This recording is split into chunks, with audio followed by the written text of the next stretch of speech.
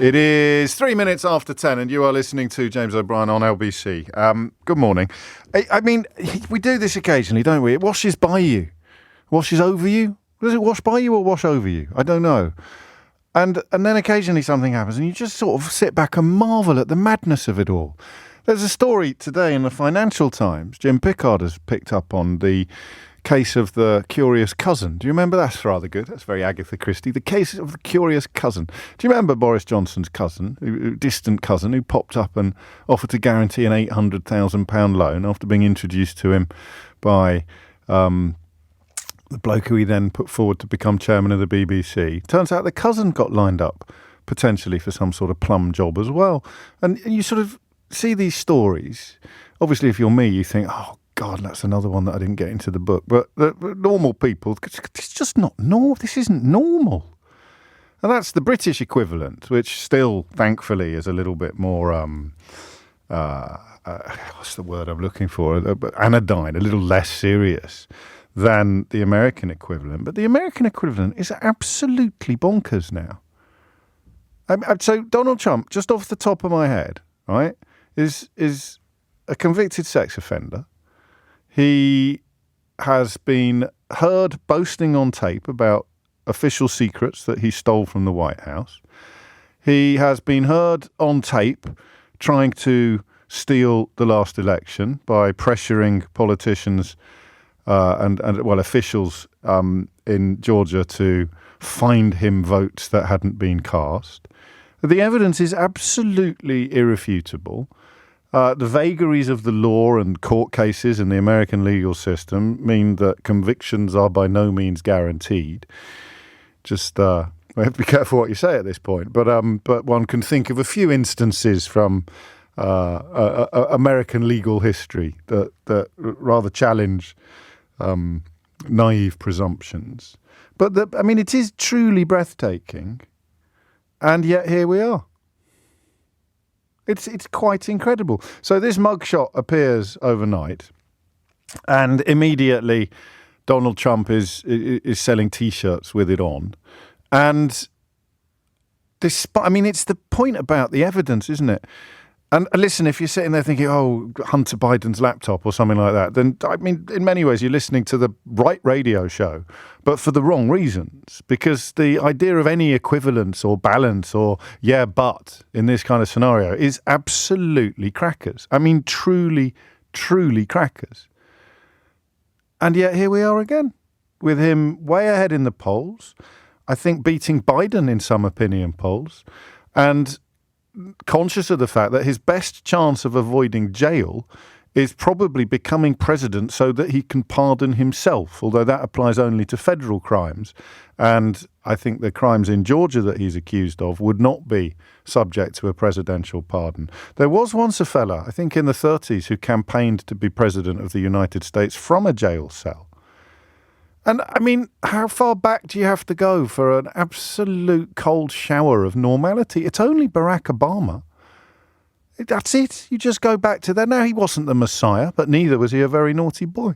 That was it, you know. It was normal. What was that, 2015? 2016? Just whether you like progressive politics or not, whether you're a bit racist or not, it was still just normal. And now here we are, looking at a president who's been indicted 4 times. Oh, we haven't even mentioned paying off a pornographic actress, an offence for which his own lawyer has already gone to jail. It is absolutely bonkers. And some mornings I sit here and think, how do we get back into this subject? Thankfully, since his coup attempt failed, and even, yesterday giving an interview so Tucker Carlson, this bloke who used to be on Fox News, when the Dominion case went to court, I don't know if you know this, they got hold of all the emails that were being exchanged within Rupert Murdoch's empire at the time of the coup attempt and shortly after, in the run-up to it. And Tucker Carlson is writing at length about how much he hates Donald Trump and how disgusting he is and how relieved he is that he's finally going to be gone. And yet so corrupt is this ecosystem that they're now of use to each other again. So, straight to the front of the queue. But, truly, truly bizarre. You almost can't talk about it because you begin to think that you're the one that's gone mad. Well, I can't be saying accurate. I can't be describing reality, can I? This can't actually be happening.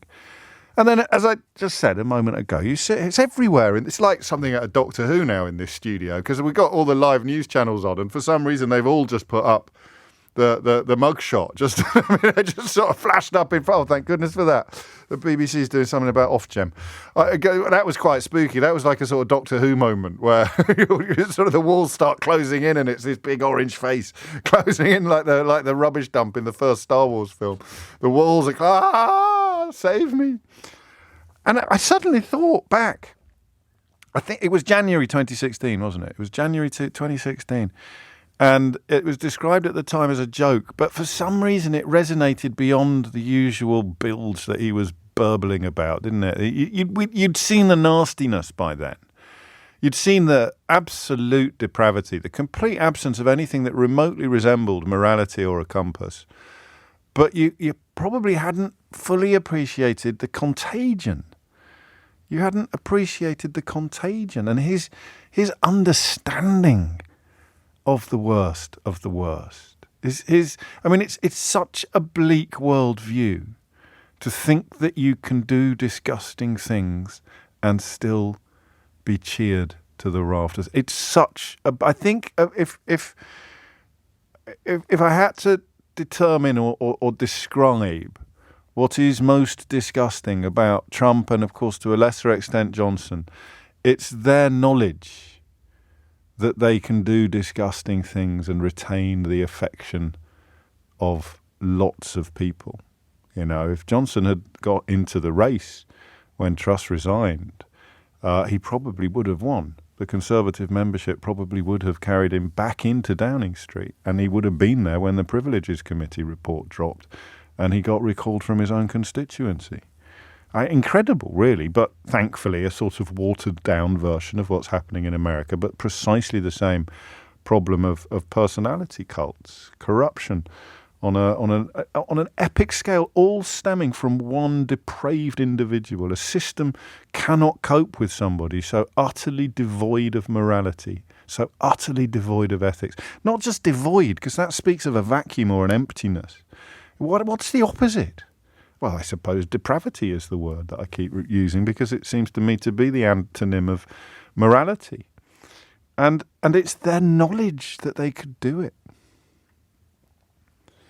That's the thing that I find most amazing and most dispiriting, because it changes the way that decent people or half-decent people or ordinary people, it changes the way that we look at the world.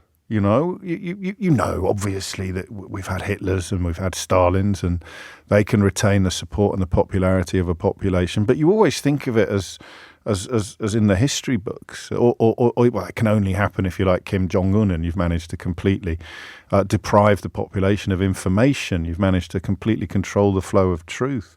But then you look at it in your own country. If Boris Johnson launched a coup attempt, do you think that Nadine Dorries and Jacob Rees-Mogg would be alongside him or standing up for democracy, society and decency? I'll leave that question hanging. But you sort of realise how fragile stability is. It's so fragile that one depraved human can come along with contempt for what binds society together, with absolute contempt for what pass for values, and he can threaten the stability of an entire society. But what I don't get is how he knew back in January of 2016. How did he know that he really could do whatever the hell he wanted without losing a single vote? How did he know that? The people that had already decided that they backed him then, and we're talking January 2016, how did Donald Trump know that he could pick their pockets, assault their mum, and steal their votes? How did he know he could do all of those things and not lose their support? So just have a little listen to this. My people are so smart. And you know what else they say about my people? The polls. They say, I have the most loyal people. Did you ever see that? Where I could stand in the middle of Fifth Avenue and shoot somebody and I wouldn't lose any voters, okay? It's like incredible. I mean, we've talked about Doctor Who already, but that is the Hollywood, that's the narrative arc, isn't it? That's the point in the film where the music changes, I think. Or the voiceover goes, he was right. Because it's so implausible. What did you think at the time when you first heard that? I'll play it again in a minute. I'll play it again in a second. Because that is insane. How did he know that in January 2016? How did he know that?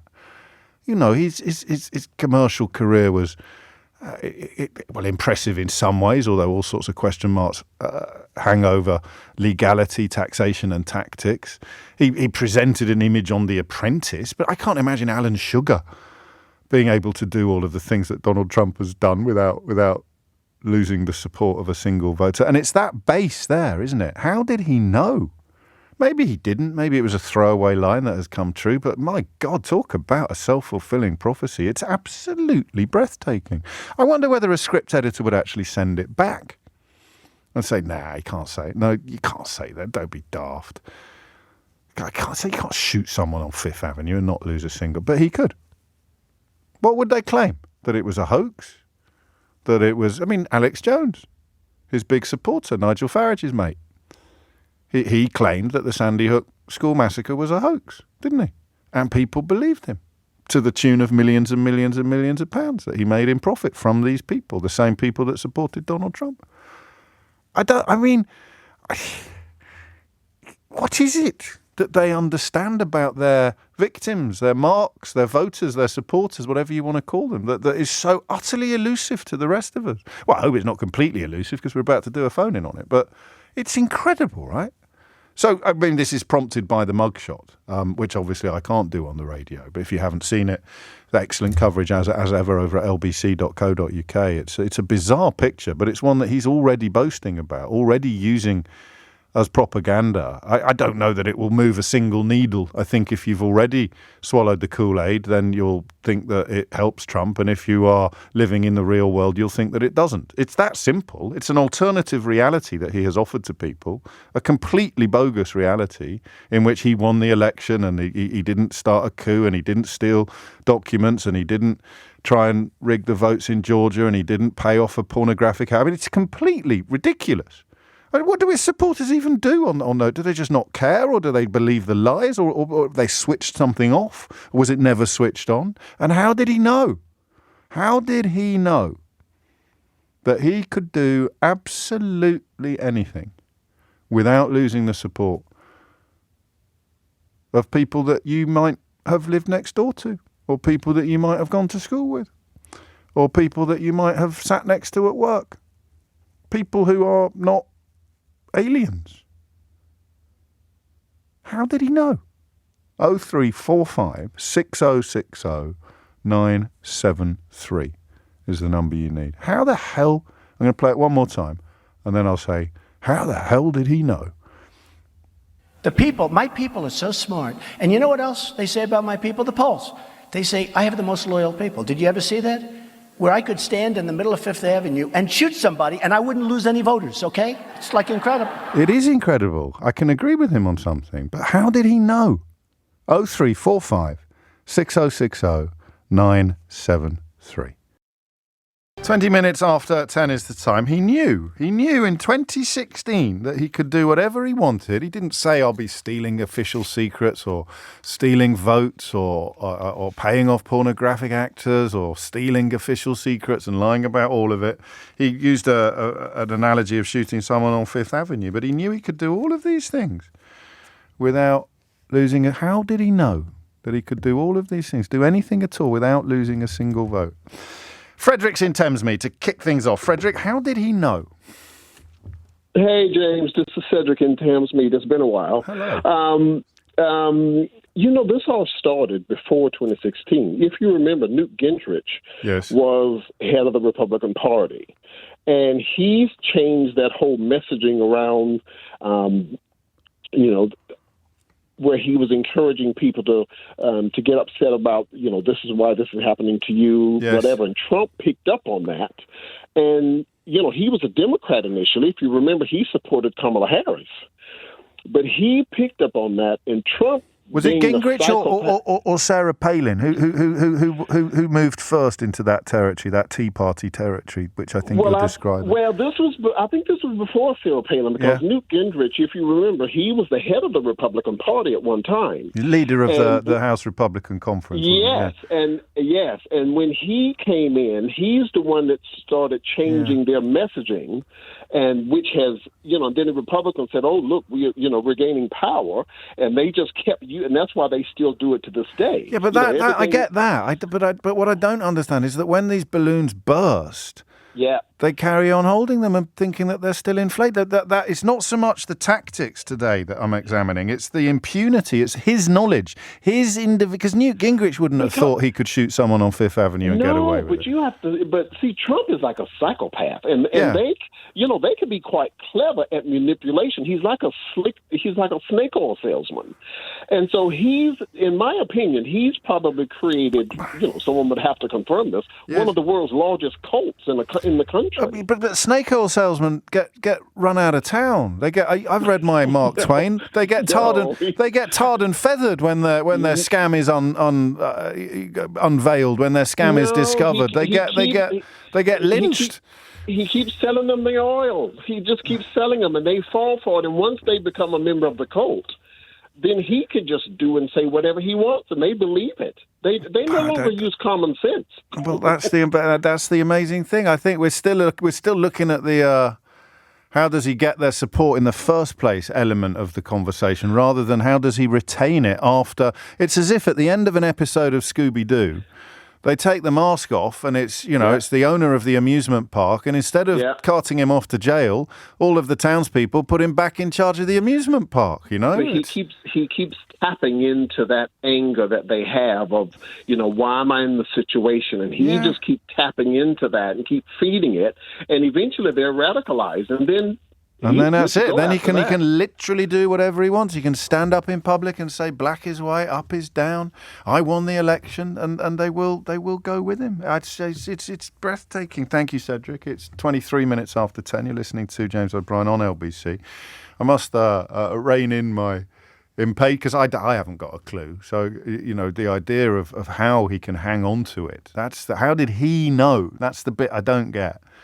The bit I don't get, how did he know that he could retain the support of these people, whatever he did, however disgusting his behaviour, however corrupt his conduct? How did he know that he wouldn't lose a single vote? So, we'll go to Philip next in Stanmore. Philip, what would you like to say? Hello, James. First time speaking to you. Welcome aboard. It's a great pleasure.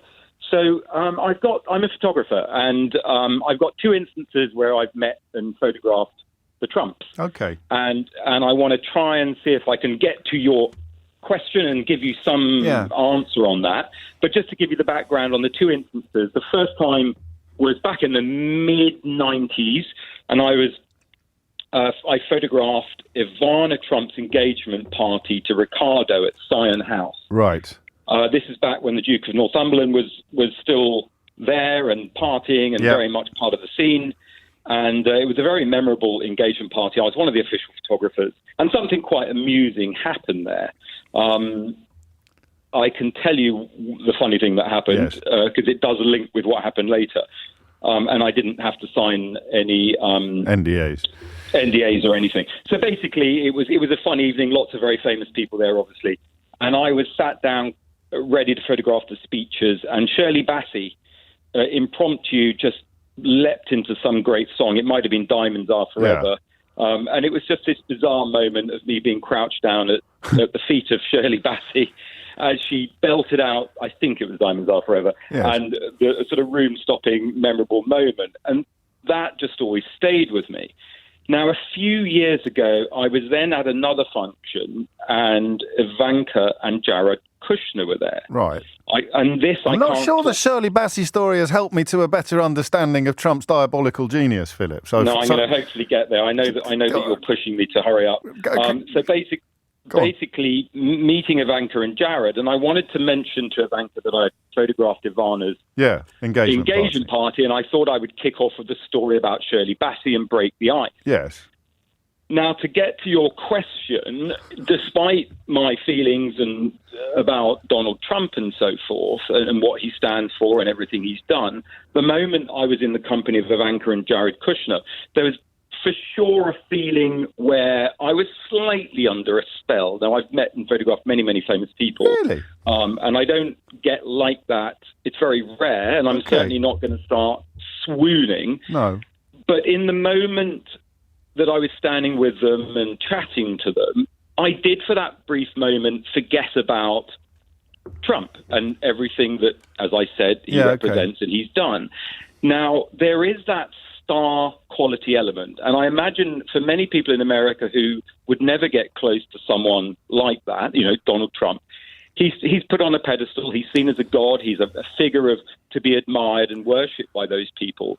And there is that element of sort of greatness that they would look up to him. I understand all that, but it's staying on the pedestal. It'd be like if Jimmy Savile was still popular among the British public. Because they don't have the ability to do what you do, and hopefully many listeners, and that is basically have critical thinking and look between the lines and see things from different sides. I guess politics and showbiz are different, although he blurs the line. You have enormous falls from grace in America. You have... Sure. And go right back to Fatty Arbuckle. You don't retain your popularity after the scandal has broken in the way that he does. They don't have the intelligence, the critical thinking, the wherewithal to be able to sort of turn it around. No, I wish it were that simple. But these are not stupid people. Some of them will be, but there are loads of people who aren't going along with it out of self-interest, like a lot of the Republican Party might be. But there are people who will be. Look, the people who join his clubs and stuff like that, they've earned a ton of money. I appreciate it's not a mark of IQ, but you can't be as thick as mince if you're making millions of pounds. There's something else there. I don't know what it makes me believe in the Dr. Faust story, Philip, is what it does. It makes me believe you can sell your soul to the devil in return for earthly rewards, and that he got himself a full ticket.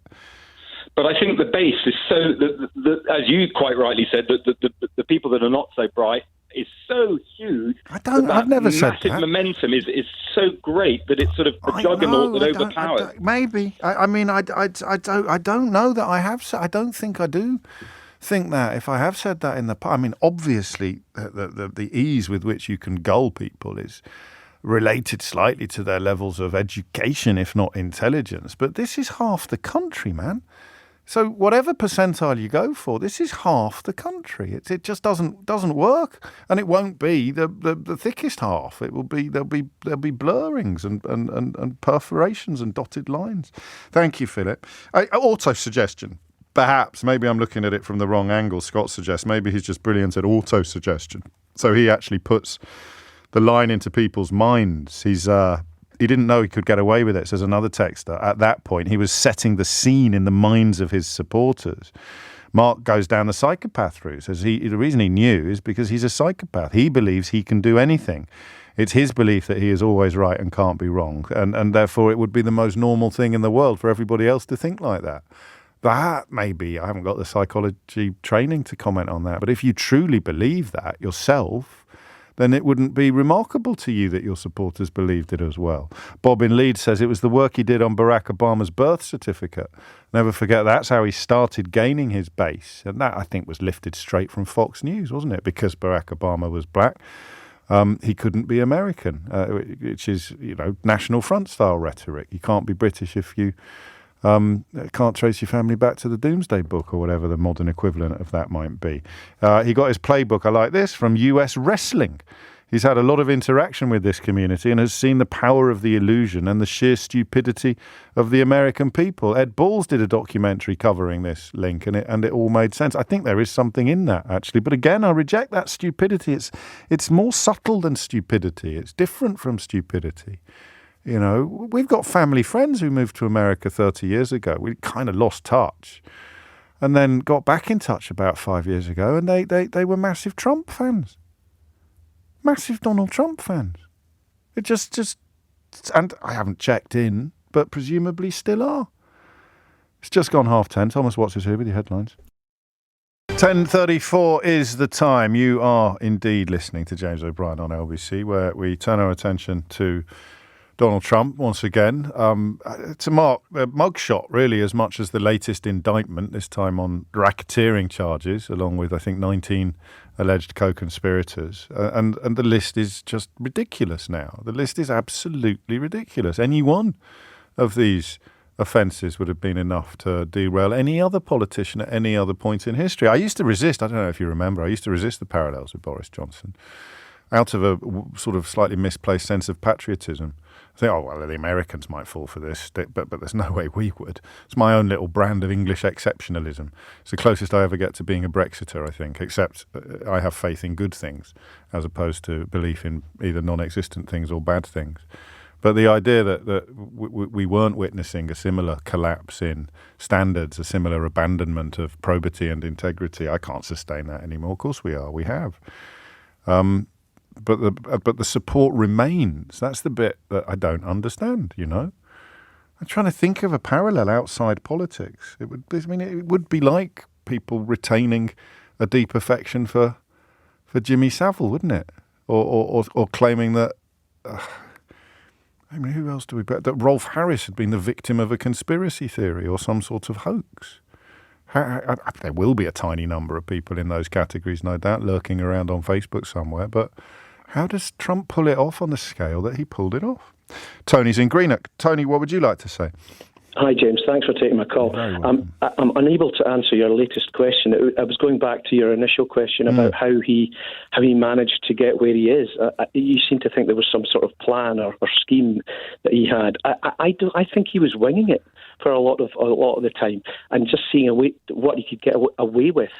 And as he got away with more and more, his moves got bolder and bolder to the extent now where even being indicted and going to jail and having your mugshot taken has given him that power to say, these people don't care what I do. I can do anything. So even though he said it in 2016, if you'd popped him in a DeLorean sports car and taken him to 2023 and showed him that he was neck and neck with the sitting president who'd already beaten him once in the polls while being indicted on 4 separate charges of absolutely egregious crimes, even he wouldn't have believed it in 2016. Probably not, but I don't think it would have stopped him because nothing has stopped him. I said to your producer, it's like perpetual motion. If he keeps going forward, he's dead. Momentum if he stops moving forward, he's dead. Yeah, and it's this thing of if he had been pulled up about it, say when he made that remark to the guy about grabbing women, and somebody had pulled him up, and the media had maybe a big backlash on that. Instead of having Fox News, supporting him, if somebody had turned around and said, "That's enough, you've crossed the line," he's got the safety blanket of just going back and saying, "Well, okay, I tried, I failed. I'm going back to my multi-billion-pound business. I can retire to Mar-a-Lago, and I don't really have to bother." But for him, I think he's like a kid with his parents. He's testing the boundaries. If you let a kid away with something, they'll test the boundaries and try again and try again. And Trump's now got to the point, with the help of the media that support him, of being able to pretty much do anything he wants. That statement comes back. He could shoot somebody and get away with it. And if he was pulled up for it, no doubt the media would blame the person who got shot for getting in the way of the bullet. I know it's not your intention, but I mean, a lot of the media has been calling him out. A lot of the media has been keeping a very close tally of his various lies and misdemeanors and crimes. But that's not media that gets close to his core support. But I mean, the numbers Fox News gets don't explain how he could be neck and neck with Joe Biden in a national poll. There's so much going on. It's silly of me to expect there to be one simple single answer. But I can't think of parallels. Maybe I don't have the history. I'm just thinking, other leaders undertaking atrocities and retaining support. If you give them the lies they want to hear and an enemy they want to hate, then you can do almost anything in history. And it hasn't quite done that. It's I don't know, it's a shallower depravity than that, isn't it?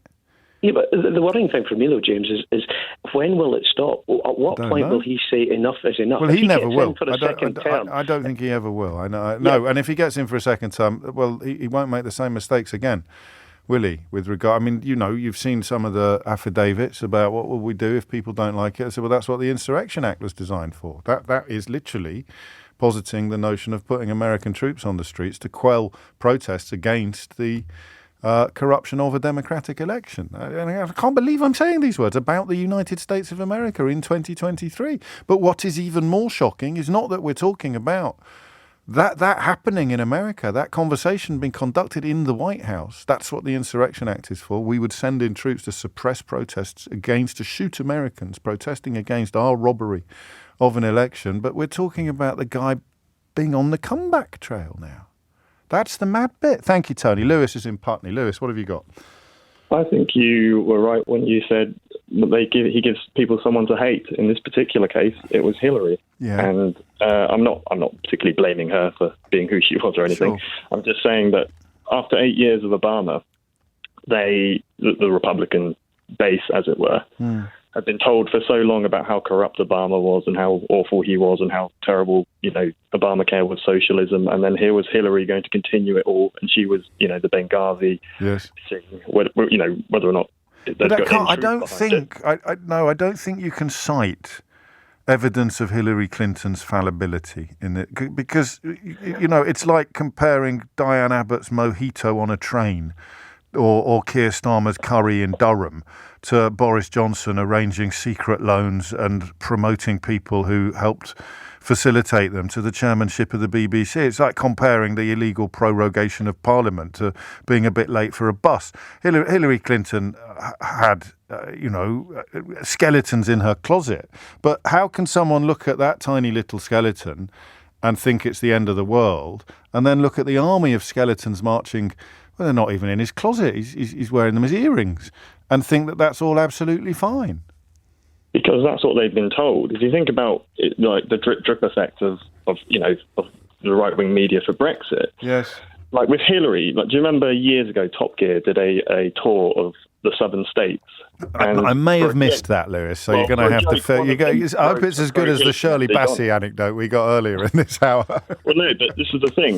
There was so much hatred towards Hillary Clinton when one of the guys wrote a pro-Hillary message on it. People literally were almost got people almost got beaten up for the sake of the show, and it's a bit like you would say to any normal person or conservative voter, if someone lied to the Queen, they would be up in arms about it. Yes. But if they're doing it for the right reason, in inverted commas, for the greater good, for the country, I'm 100% certain if Donald Trump had shot that person, hypothetically, they would say, well, that person was a traitor. Yeah, he deserved it.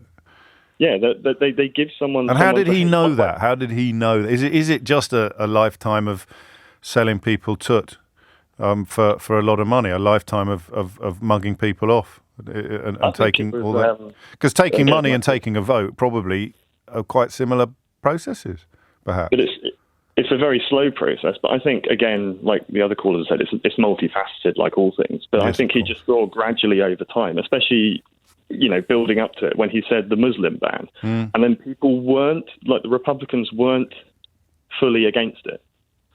Like you heard the odd person say, I think that was the big changing point, because then he suddenly went to like the front run and he thought, oh, actually, no, I can just say these racist things and ban, certain people, just because people were so worried about the Muslims being the enemy because of, the history. Well, not knowing that I think the second biggest shareholder in Rupert Murdoch's corporation at the time was a Saudi Arabian royal. But this is our curse of trying to bring logic and fact to what is really a psychological process. And so there is nothing then. Right? There is literally nothing. The photographs could emerge of him, I don't know what, doing something with Vladimir Putin that is not suitable for describing at 10:43 on a Friday morning on a family radio program, and they would be. There is literally nothing he couldn't do, nothing at all. There's no sacred cow he could slay that would hemorrhage support. It's incredible, right? If you look carefully, like at Republican support, Putin gets quite a lot because he's religious, he's right wing, he's authoritarian. He does in the nicest possible, without trying to, in the horrible way of saying it, he does what we'd like to do if the gloves were taken off. we don't care about human rights. We'll bomb ISIS back to the Stone Age. You're using we using we to describe the kind of people that are drawn to Donald Trump rather than yourself. Of course. No, so that is it. Yeah, govern through sort of authoritarianism and hatred, and of course, if you believe that you'd be on the winning side of the abuses and the vileness and the egregious behaviour, then a certain type of person would be delighted with it, and the rest, well, they'd be the ones on the street getting shot after they deployed the Insurrection Act against American citizens. It does fit. I can see the jigsaw. Just some of the pieces are still upside down. Lewis, always a pleasure. Thank you. It's coming up to 11:15. 0345 606 0973 is the number that you need. It is bizarre, but it is probably impenetrable. These are these figures that come along once in a generation, or even more rarely, and just somehow implicitly understand how to appeal to the corrupt core of a country, and that corrupt core of a country will take you all the way to the White House, or of course to Downing Street. It is 10:48. You are listening to James O'Brien on LBC. We're just looking at the latest addition to the charge sheet against Donald Trump. Utterly unprecedented. I don't know what point you want to pick for our little tactic of falling into a coma and then waking up today, but you don't have to go back 10 years. If you fell into a coma 8 years ago, woke up today and had a look what had happened to American politics, you'd probably ask to be put back under, but you would not believe it. You'd think someone was yanking your chain or pulling your leg, like that film, that Rebel Wilson film where she thinks she's still in high school. Paige is in High Wycombe. Hello, Paige. Hello, James. I want to answer your question about how he can get away with shooting somebody on Fifth Avenue. Listen, I'm sounding like an annoyed teacher now, but the question is actually, how did he know that he would be able to get away? But I think that's probably... I can answer that in a way. Yeah. Okay, so back in 2015, the Republican primaries. Yes. The Republican Party, the caucus, had no interest in Trump. No, I remember. They didn't want Trump on the stage. They hated him. And so the caucus was all for Ted Cruz. Yes. But Trump had the ability to get to the people. You know, he was the billionaire businessman. Yep. He was the celebrity that abused other celebrities. Yes. And so he got, twice as many people votes as Ted Cruz. And once he won the nomination, even the people that thought he was a vile human being had to get behind him. Yeah.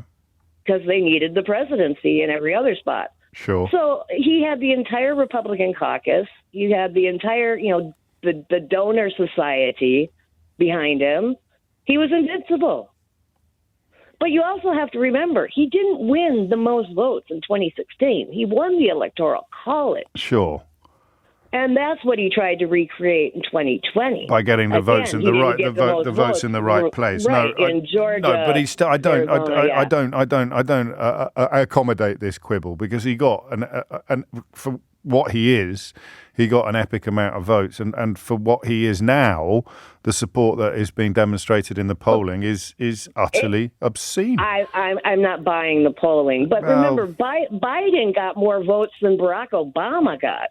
Yeah, but the population's grown as well, I think. Well, so you've maybe. Got to keep an eye on the percentages. Trump doesn't have 50% of the country in no way, shape, or form. Well, he's got the loudest supporters. Yeah, but he could still win.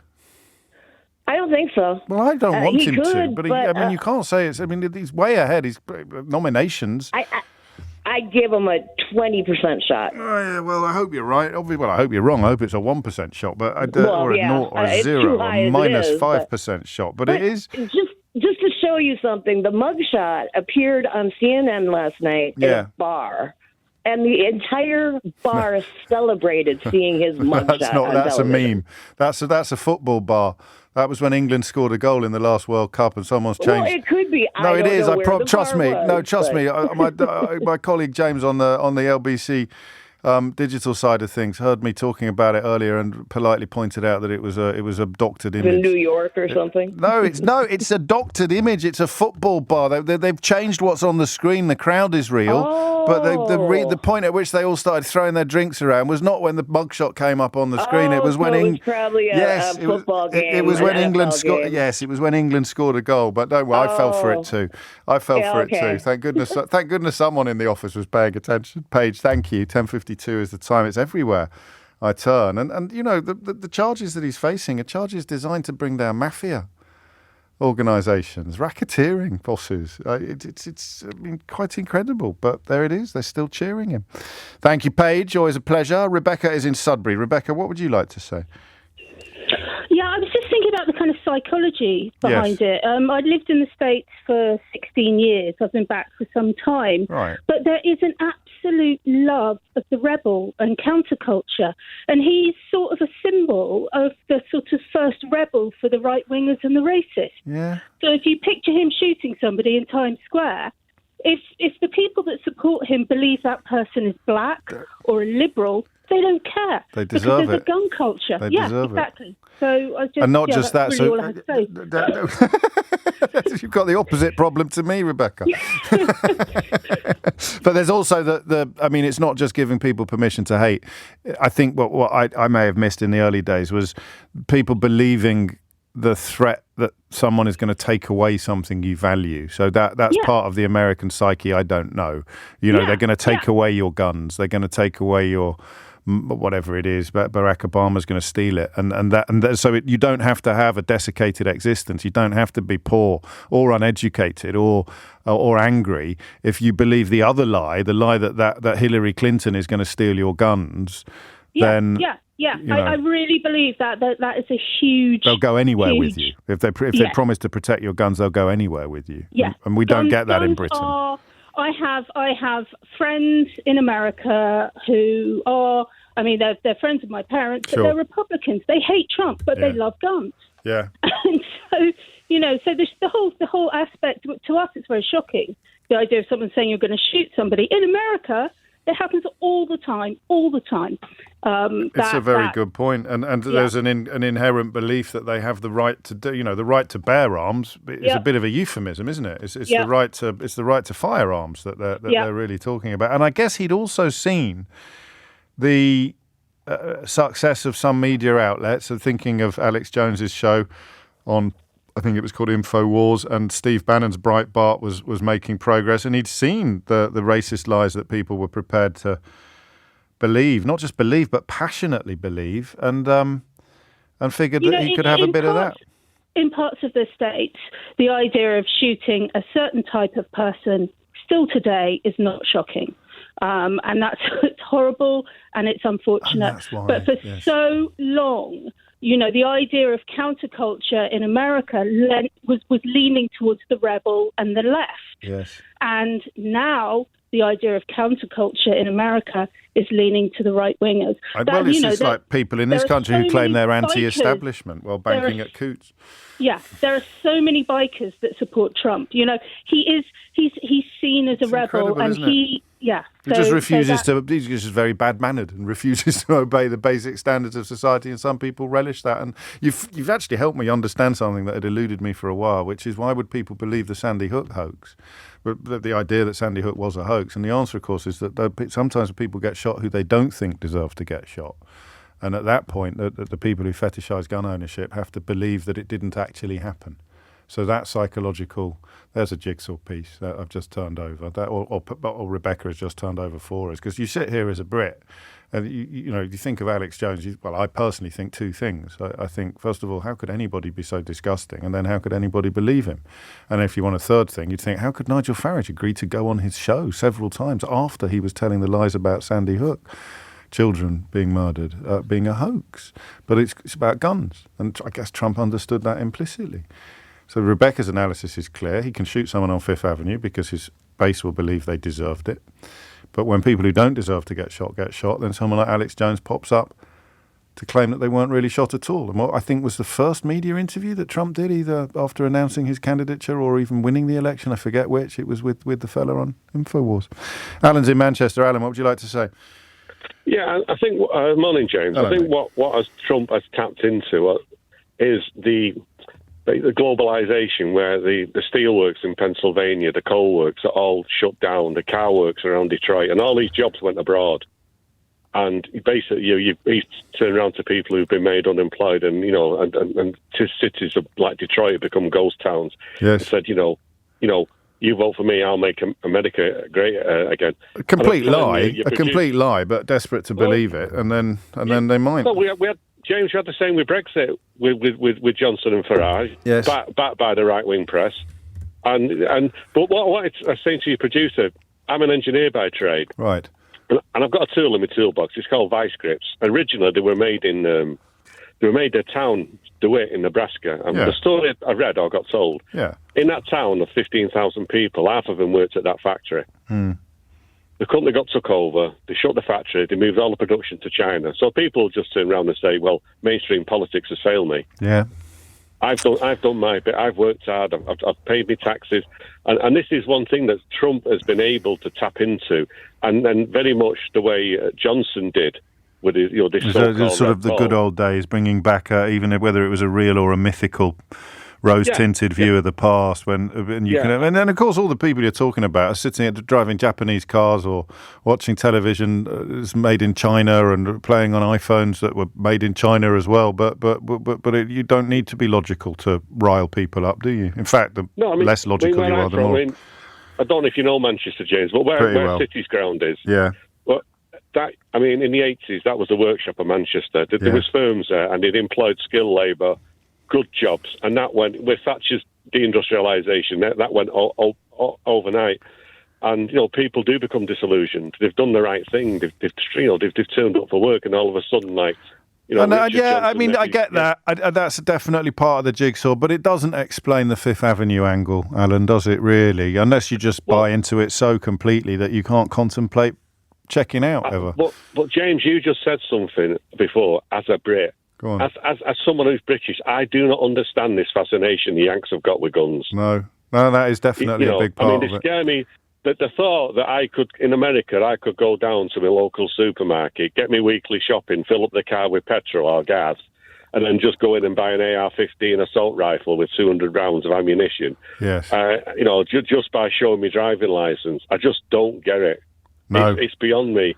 And I think the thing is, no one has ever tackled the National Rifle Association. No one's ever really tried. And that influences, they pick politicians, don't they? And arguably even pick presidents. I think you're right. I think the gun stuff is probably one of the reasons why British people fail to grasp elements of the story. But it's never going to explain all of it. I know. Thank you, Alan. I'm in Manchester on the 28th of November at the New Century Hall, which is a lovely venue. I'm looking forward to visiting. It's coming up to, or rather, it's just gone 11 o'clock. There's a few things around, actually. I don't know what's going to tickle your fancy most. There's a call for baby boomers to be taxed rather more heavily in order to ensure that younger generations cease being squeezed quite so hard by cost of living and sundry other financial pressures, which would bring us round to the energy price cap as well. But we might talk a bit more about politicians. I'll tell you more after this. 4 minutes after 11 is the time. It's staying with politics, but very much back on this side of the Atlantic. There are a few stories around, and I'm almost certainly going to miss a couple as well. So here's one that you'll like. Golden goodbyes are being doubled for MPs who lose their seats at the next general election. Parliamentarians who are voted out or decide not to stand are in line for a £17,300 payoff following a rule change brought in by IPSA. And IPSA is independent, so they look at this stuff with a form of objectivity, but you would have previously expected to receive £8,600 in those circumstances. That's story number one. Story number two involves Rishi Sunak once again breaking Parliament's conduct rules by failing to correctly declare his wife's shareholding in a childcare firm which would benefit from recently announced policies on childcare. It was inadvertent. It's a great defence, isn't it? He inadvertently failed to make the correct declaration because he wasn't sure whether he had to or not. I know I sound horribly naive sometimes, but if you're unsure about whether to make a declaration or not, then make it. Right? So, I'm not sure if we should be making this declaration or not. Well, you're the Prime Minister, darling. I think you better make it just in case you're meant to. And then if you're not meant to and you do make it, there's no harm done. Well, there might be some harm done, darling, because it's a declaration about your shareholding in a firm that's going to make a ton of money out of the policy I've just announced regarding... All right, then don't declare it. I'm trying to imagine what conversation might have unfolded there, but I can tell you that it gets I haven't actually really been through the Mail yet today, but I'm going to go out on a limb and say that it got about 1/1,000,000th of the coverage of Keir Starmer's perfectly innocuous curry when they were desperately trying to save Boris Johnson's career. That's the British media for you. That's something we'll return to this hour because it's very relevant to the question that I'm leading you towards. So MPs are getting their payouts doubled. Prime Minister inadvertently failed to declare a shareholding that he was supposed to declare.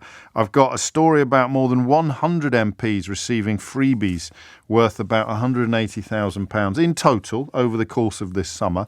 Now, that's something that I would once have defended, but I think that I am in the process of changing my mind of that on that issue. And then I think there was one other story as well. Oh, Nadine Dorries, of course. Rishi Sunak could have his hand forced next month when the motion is tabled in the Commons that would give MPs the chance to vote in favour of her dismissal.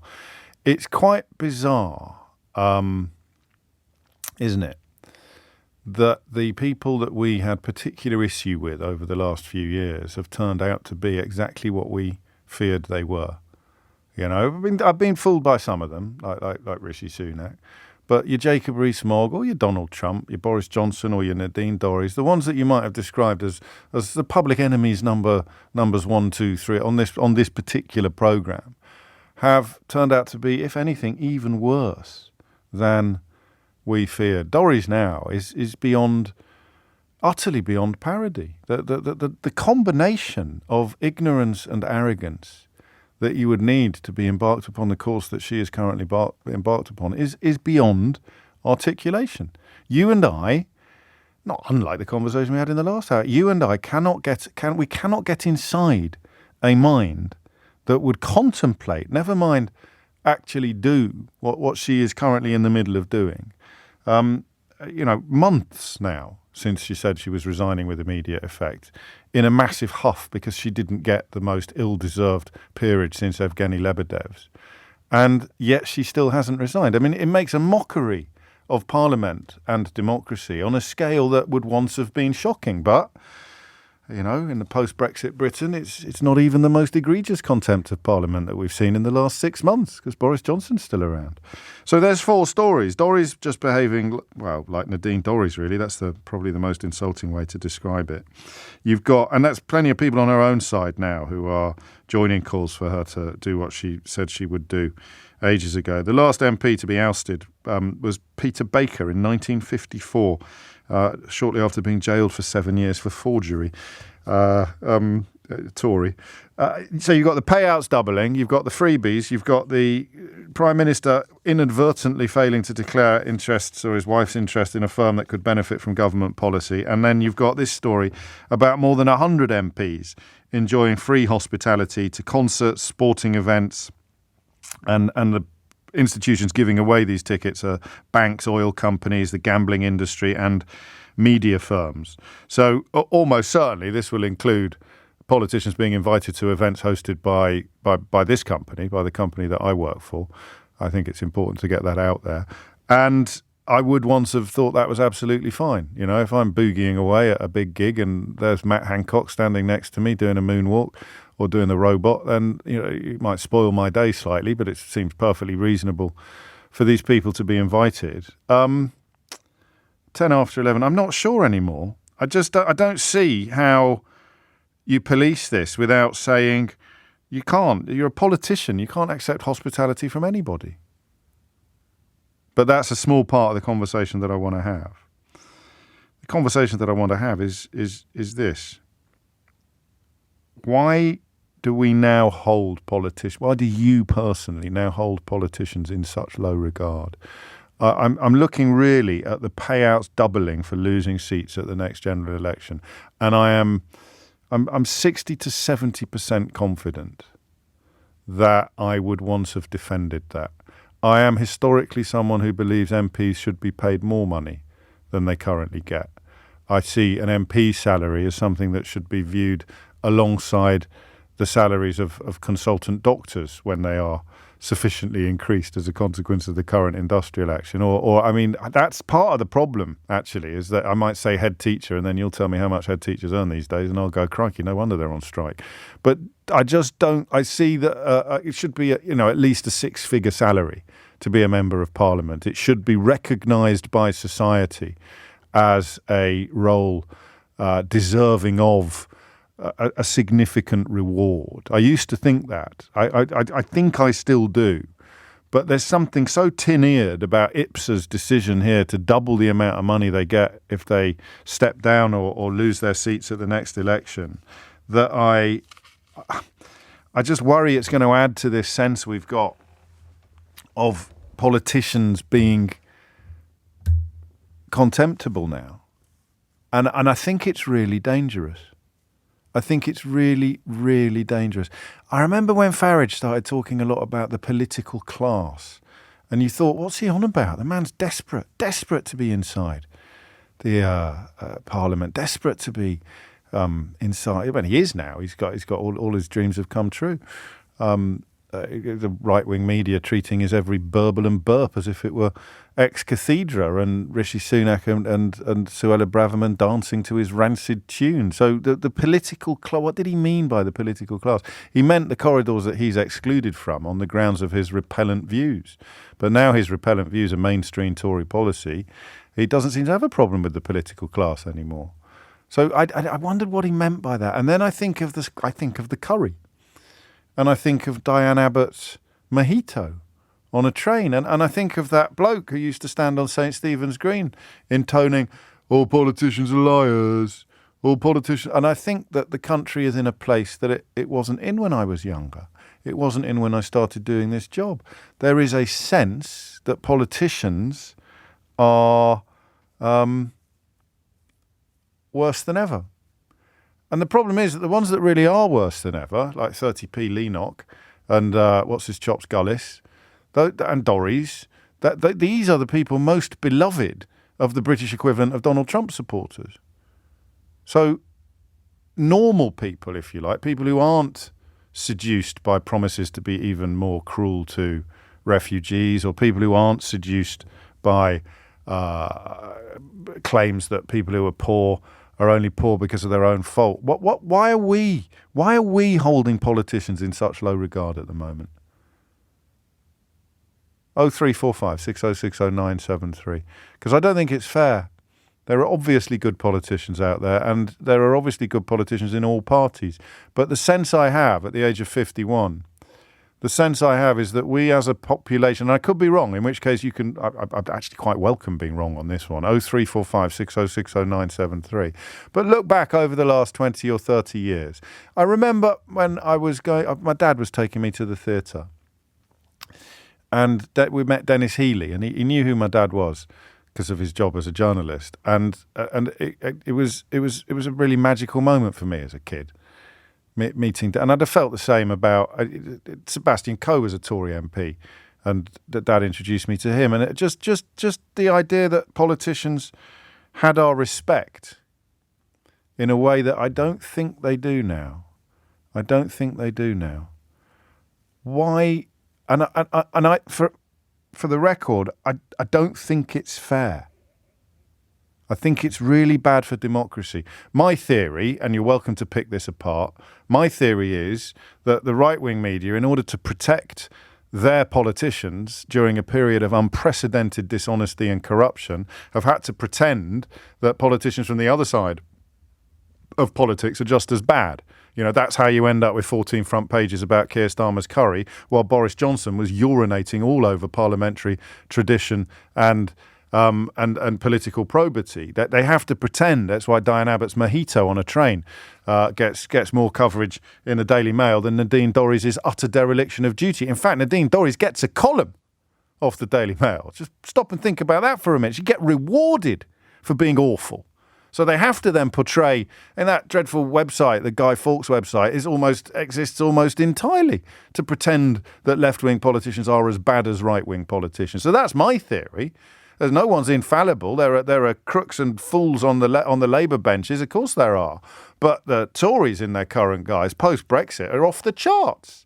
And in order to keep the con alive, you've got to pretend that all politicians are as bad as each other. But that's just me. That's just my theory. You might truly believe they are. But why? Why do we currently hold politicians in a lower regard than ever before? And of course, one answer to this question is we don't, James. I don't. And I'd like to hear that as well. So I suppose I should rephrase the question ever so slightly. Do you? Do you hold politicians in lower regard than ever before? And then, if you do, why do you? Hit the numbers now, you will get through. 0345 6060 973. And we might do a little side order on how reasonable would it be to tell every member of Parliament to stop accepting free hospitality? I don't know. What harm does it do? We might do a side order of that. Depends what sort of appetite you've got for the general question about, are we holding our politicians currently in a lower regard than you ever have before? And if you are, then why? It's 11:17. The number you need is, as ever, 0345 6060 973. Catchphrase time. Hit the numbers now. You will get through. 20 minutes after 11. It leaches more than I appreciated into the first hour, doesn't it, this question about whether we're holding our own politicians in lower regard than ever before? Because what you have in the United Kingdom is an astonishing aligning of planets at the moment. You have some politicians, some very prominent and successful politicians who are objectively awful, right? So whether you're talking about Boris Johnson or Nadine Dorries or Jacob Rees-Mogg or 30p Lennox or Jonathan Gutt, you've got a real bunch of thugs and idiots, I suppose is the nicest way of putting it. But they are the ones most beloved of the right-wing media.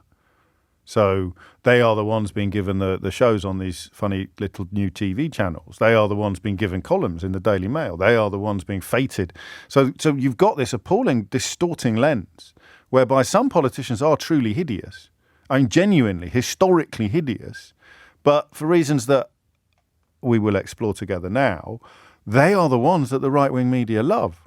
I mean, a large part of the explanation is you can't start telling the truth about these people because they're the reason why we got Brexit. If you start telling the truth about these people, then the truth about Brexit will follow. So you'd put Farage on the list as well. I think he's got a show on one of these new TV stations. So all of them are awful, truly awful people, and historically awful politicians, but they're the ones the right-wing media love. So what does the right-wing media have to do?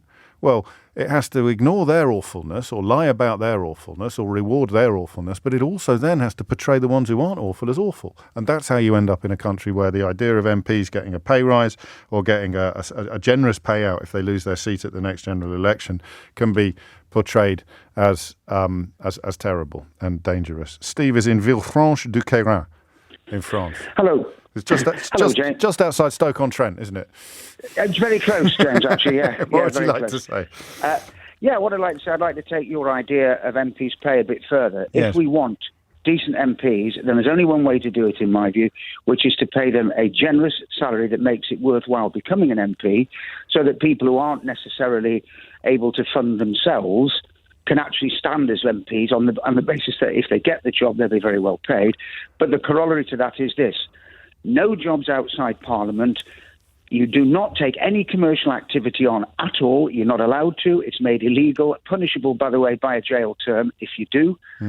And the only exceptions would be made for those MPs who are working pro bono for charities or working in the public services. I'm thinking of Rosina Allen Khan. Doing shifts on A&E. Yes, of course. Absolutely. Well, I mean, I don't want to pick into the detail of that too much because I don't think she does it pro bono for a start. But I don't think she does. But that you're coming from the starting point that the current generation of politicians is bad, is very, very bad. Utterly unacceptable. Why? Why? Yeah, why do you think that? I've been voting since I was 18 years old. I'm 69 years old now. I've never missed a vote either in an election or local election, national election, whatever. I've always voted, always been involved, always been interested. I think we've got people who lie habitually. I watched the BBC breakfast programme this morning and I watched Naga Munchetti trying to extract an answer from a Tory MP about whether he thought the new energy cap represented an affordable option for everybody, and particularly people on benefits. He just didn't answer, and he lied, and then went on to talk about inflation numbers. Yes. Now, to me, I find that unacceptable. I find Lee Anderson's two statements. Yes. The one about being able to make a day's food for 30 pence, yes, and the other one about what he wanted French people to do that rhymed with duck. Yes, refugees to go back to France. Yeah, absolutely. Yes. So my question there is, how is it? I can but that you wouldn't prevent either of those by banning these people from having outside jobs, would you? No, you wouldn't prevent it, but what you would be encouraging is a greater number of decent people who would be prepared to take the job on. Oh, I see what you mean. I'm trying to get to a point where we get people who are, want to be MPs to serve the public good. What we've got at the moment, frankly, is a bunch of incompetent, self-seeking careerists. Well, you've only mentioned Tories. You've only mentioned Tories so far, which is your prerogative. That may be my slip showing, James. I think. That's fine. Well, I can't think of comparable examples from the other side of the house, but that may be because they haven't been in power for 13 years. Can you mention your age? Finally, Steve, can you pick a point where this decline began or when it's shifted? Is there a switch? Is there yeah, I think there is a switch. I think the switch happened just post. During the course of the Gordon Brown administration, yes, everybody else in the world recognises that Gordon Brown's conduct and management of a dire international financial crisis was fantastic. Yeah. Because of some idiot in the Labour Party leaving that ridiculous note about there being no money, the Tories have managed to blame that on what they call Labour profligacy, whereas in fact the most profligate government we've ever had in terms of incompetent and useless spending is the one we presently have since 2010. That is music to my ears, actually, because I mean it, because I've this book I keep banging on about tries to unpick how Britain got broken, and it zones in on that specific example, because they did it for years. They claimed for years that the 2008 international financial crisis was somehow a result of Gordon Brown's fiscal policies, when in fact he was in Paris and Alistair Darling was in Washington convincing the rest of the world to adopt their approach to saving the situation, and it succeeded. And yet this country dived headfirst into austerity because they believed David Cameron and George Osborne's lies about Gordon Brown. I worked in education, James, for most of my career and in socioeconomically deprived areas. And the one thing I can tell you is the only time I ever saw effective money in education was during the Blair and Brown administration. It's the only time. And you could see the results of it. And you could count the cash as well, count the benefits. Thank you, Steve. I mean that. So there's a few little theories I put forward in the book that are not genius or anything like that, but they're certainly not commonplace in the current media climate, and that is a big part of it. So that's why David Cameron gets a chapter of his own, you see. It's not one of the less obvious men who broke Britain. It's not like a Murdoch or a Farage, but that's exactly why. And reading into what actually happened that weekend, Angela Merkel didn't even want Brown to be there originally because we're not in the Euro. But he not only went to the Elysee, but won. He prevailed, persuaded Merkel and who was it? Not Macron. What's the other fella? Anyway, persuaded other European leaders. I think Berlusconi was there to follow the model of the British response to the crisis. 27 after 11. Thank you, Steve. Gino's in Chester. Gino, what would you like to say? Hi, James. Long-time listener. Thank you, Gino. Get that out of the way. Welcome aboard. So my parents keep on saying you should get on when there's a talk about Brexit, and I'm trying. But well, we never talk about it anymore, Gino. We never talk about it. No. I mean, so I don't know how I'll follow up what Steve just said, because I think that strong, wasn't it? Very strong. It was strong, and the thing for me, and I was saying to your producer, was one. It used to be, I remember in the 90s, that when an MP did something wrong, or there was a whiff of it, straight away they're removed from their post, or they resign. They had a moral sense of, I've done something bad here, I better leave. Or not always. I mean, sometimes they were kicking and screaming. So, you know, I'm thinking of David Mellor. I forget what it was that finally did for him, but there were certainly quite a few occasions when other MPs might have walked the plank and he didn't. But you're right. Generally speaking, there was a relationship between action and consequence. Yeah, and it just seemed that leadership was stronger. It seemed that the people around the leader we're also stronger to kind of toe a line, to basically say, no, we're not going to tolerate it. Yes. And what it feels like now is that the juveniles, I mean, I'm only, 40 myself. Sure. But I wouldn't dare say half of the things or behave in the way that these guys do most of the time. I look at that chap from Stoke, is it Gullis? Yeah. The way he was screaming and mouthing off when you're talking about 14-year-old children, 15-year-old children. Yeah. Now, that, I would never have seen that. And as I was saying to your producer, one of the things that strikes me is, and I say this now worrying about my re-entry back into Italy, but there has been this kind of thing where I noticed a lot in Italian politics. Somebody did anything wrong. Oh, nobody would resign. I mean, you've got ministers over there, ex-ministers, buying houses in Monaco and boats and doing all sorts of activity over the years. And not one would ever step down. And we would have laughed once or called it a cacocracy or thought that we were somehow above that. And yet now we've got a Prime Minister accepting a loan of up to £800,000 in circumstances that can be best described as murky. I'll tell you who you've made me think of. It's not an example of corruption, but when you look back fondly on a more honest age, do you remember why Estelle Morris resigned as the Secretary of State for Education and Skills? No. What was it? This is going to blow your brains out, mate. She resigned as Secretary of State for Education because she did not feel that she was up to the job. Oh, my word. Feels like a different planet, right? Not a different age. It's like, could you imagine imagine Estelle Morris resigning as a former headmistress, I think, in a comprehensive school, certainly a teacher in a comprehensive school, felt she wasn't up to the job. And then you got Jacob Rees-Mogg accepting a job as business secretary and Nadine Dorries thinking she's absolutely qualified to be Secretary of State for Culture, Media and Sport. That's a 20-year gap from Morris standing down because she didn't feel she was up to a job and professional incompetence, believing they were up to anything. Thank you, Gino. 11:31. Thomas Watts has your headlines. 11:34 is the time. You're listening to James O'Brien on LBC. It's an interesting one, isn't it? I think it's actually right that the conversation so far has reflected the state of the Tory party. But I'm more than happy to take calls from people who think that the malaise is broader than that. Because the problem is, of course, that among supporters of the Tory party, there probably is a belief that the Labour front bench or Labour politicians are just as dodgy or just as incompetent or just as dishonest. But you can't really sustain that argument with facts and evidence. It's why the Daily Mail had to pretend for 14 days straight that Keir Starmer having a curry was in some way comparable to Boris Johnson lying repeatedly to the House of Commons about all the parties that were held in Downing Street when the rest of us weren't even able to attend funerals or visit our parents. And imagine how twisted you have to be. And those, remember, historically, journalists are the ones that hold the government to account on behalf of the people. That's where the phrase fourth estate comes from. Look at the state of broken Britain and tell me who's holding this lot to account now.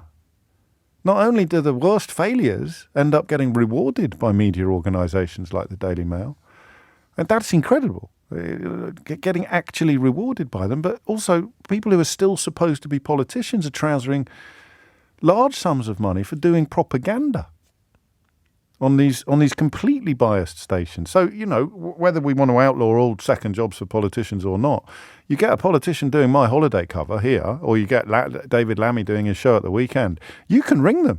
You can ring them and tell them what's what. It's the radio equivalent of being able to march into a television studio and put forward your own case. I'm a lot more comfortable with that than there's one show on one of these channels that's presented by a husband and wife Tory team who interview other Tories. How do you create the image? And why would anyone put stations like that on air if they're losing tens of millions of pounds a year? Answer: to pollute public discourse, to create the idea in the minds of the handful of people watching that there is balance, that lot are as bad as that lot. But if you truly think they are, then I'd love to hear your arguments. Alan's in Worcester. Alan, what do you think? Hi, Jeff. Nice to speak to you again. Likewise. I think the problem is broader. I think it's to do with the actual system. Right. I think person what. You've got one of those glitchy lines, Alan. We'll try and sort it out. I don't know. That's been happening quite a lot this week. Let's go to St Albans. Amanda is there. Amanda, what would you like to say? Hi, James. Hello. I haven't spoke to you before because, not because I don't like listening to your program, because I do. Don't be mean. Don't be mean, Amanda. No, I'm not going to be mean at all. Right. I love listening to you, but I feel that it gets really complicated and you're so up on everything to do with politics, and I'm not, but I am interested, and I'm, a woman of 54, I've been a teacher and all the rest of it, and I feel like this is more basic, that it's not about sides, it's not about, who you vote for. This is human traits. Your question was about if we hold them in low regard or not, and I do, and I think it's because of human traits. It's about kindness, respect, thoughtfulness, honesty, and it's not something that's just happened a one-off. This is years and years of politicians in all sides of the house, in personal life and in the political life, doing things that show that they're not trustworthy, that they don't care about certain groups of people. Yes. And I can't stand that. The person that stands opposite me, until they show me otherwise, I have kindness, thoughtfulness, whatever it might be. Yes. And they seem to have, the only person that I keep seeing that they care about is themselves or their family or, their group of people, whatever that group or tribe might look like. And, any job, this is a job. And I wouldn't go to a chiropodist I don't trust. Yes. Their job is for us, for talking for people. When did it begin to change, do you think? Can you I don't think it has changed. I remember. So you think it's always been, because you were speaking as if there'd been a decline, but I've misunderstood. I think there has been a decline, but I think that might be also because the world we live in is much more open and able to be seen. And when I was growing, so I'm 54, and when I was growing up, the way you saw the news was in the papers, or if you saw it with your own eyes, or if it was on the news.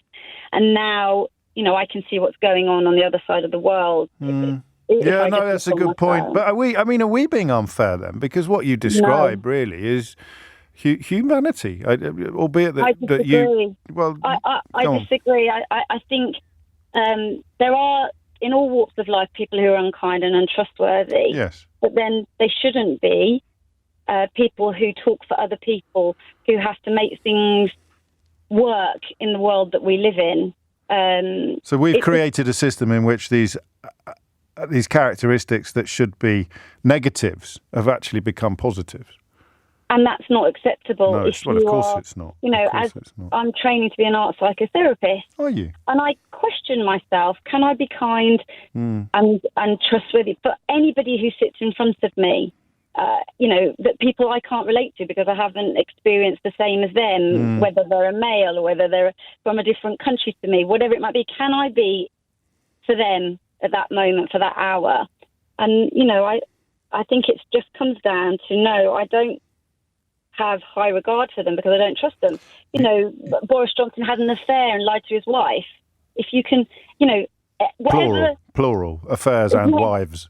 Wives, but it doesn't matter what side of the house you are. They have a job to do, and I do think you're right that there are some great politicians. Yes, good. But this is a highly visible job, and sadly, just like the police, just like the nurses and the horrible news that's going on at the moment, the people who aren't doing good for their job, that's what's seen. But unfortunately, I think it's more the higher percentage of politicians are not to be trusted, and that's what we're voting for. That's the choice we've got.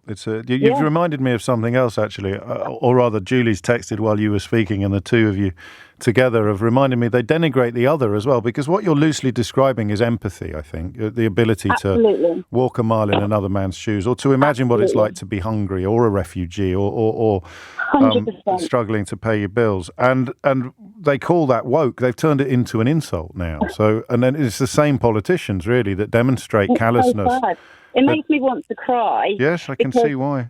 It's not about politics, is it? What we're talking about it's psychology. Is not about politics. It's about how we treat other humans. Yes.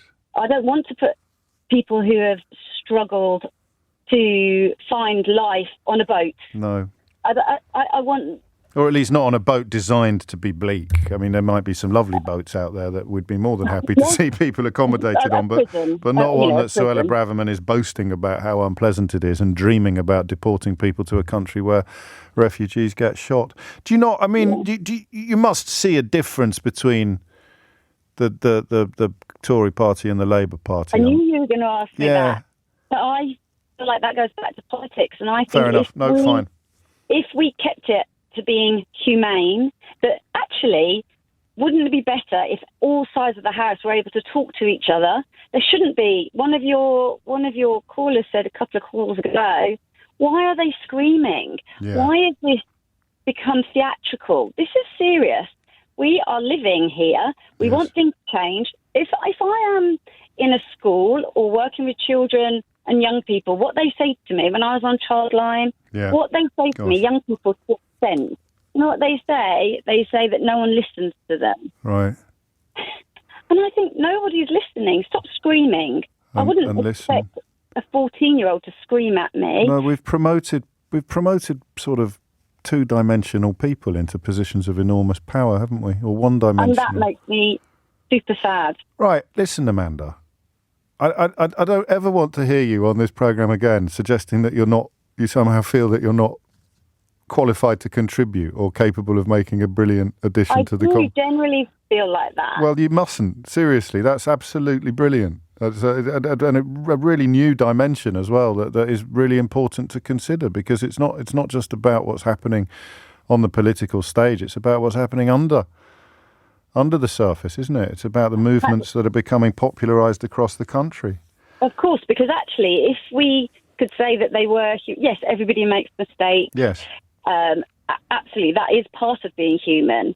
But if the kindness is there and they say, I'm sorry, or if, when mistakes do happen, the politics will then be able to be spoken about and debated and worked out, because everybody is actually got their eye on the ball. It's a baseline. You're describing a baseline. You're describing, right, you've got two teams or you've got 5 teams and they're all scrapping over the same ball. But everybody knows where the pitch begins and ends. Everybody knows what the rules are, and everybody knows what happens when the referee blows his whistle. And that bit's gone. That bit's gone. Michael wants to know, I mean, art therapy, the value of art therapy notwithstanding, he wants to know why you're not standing for election.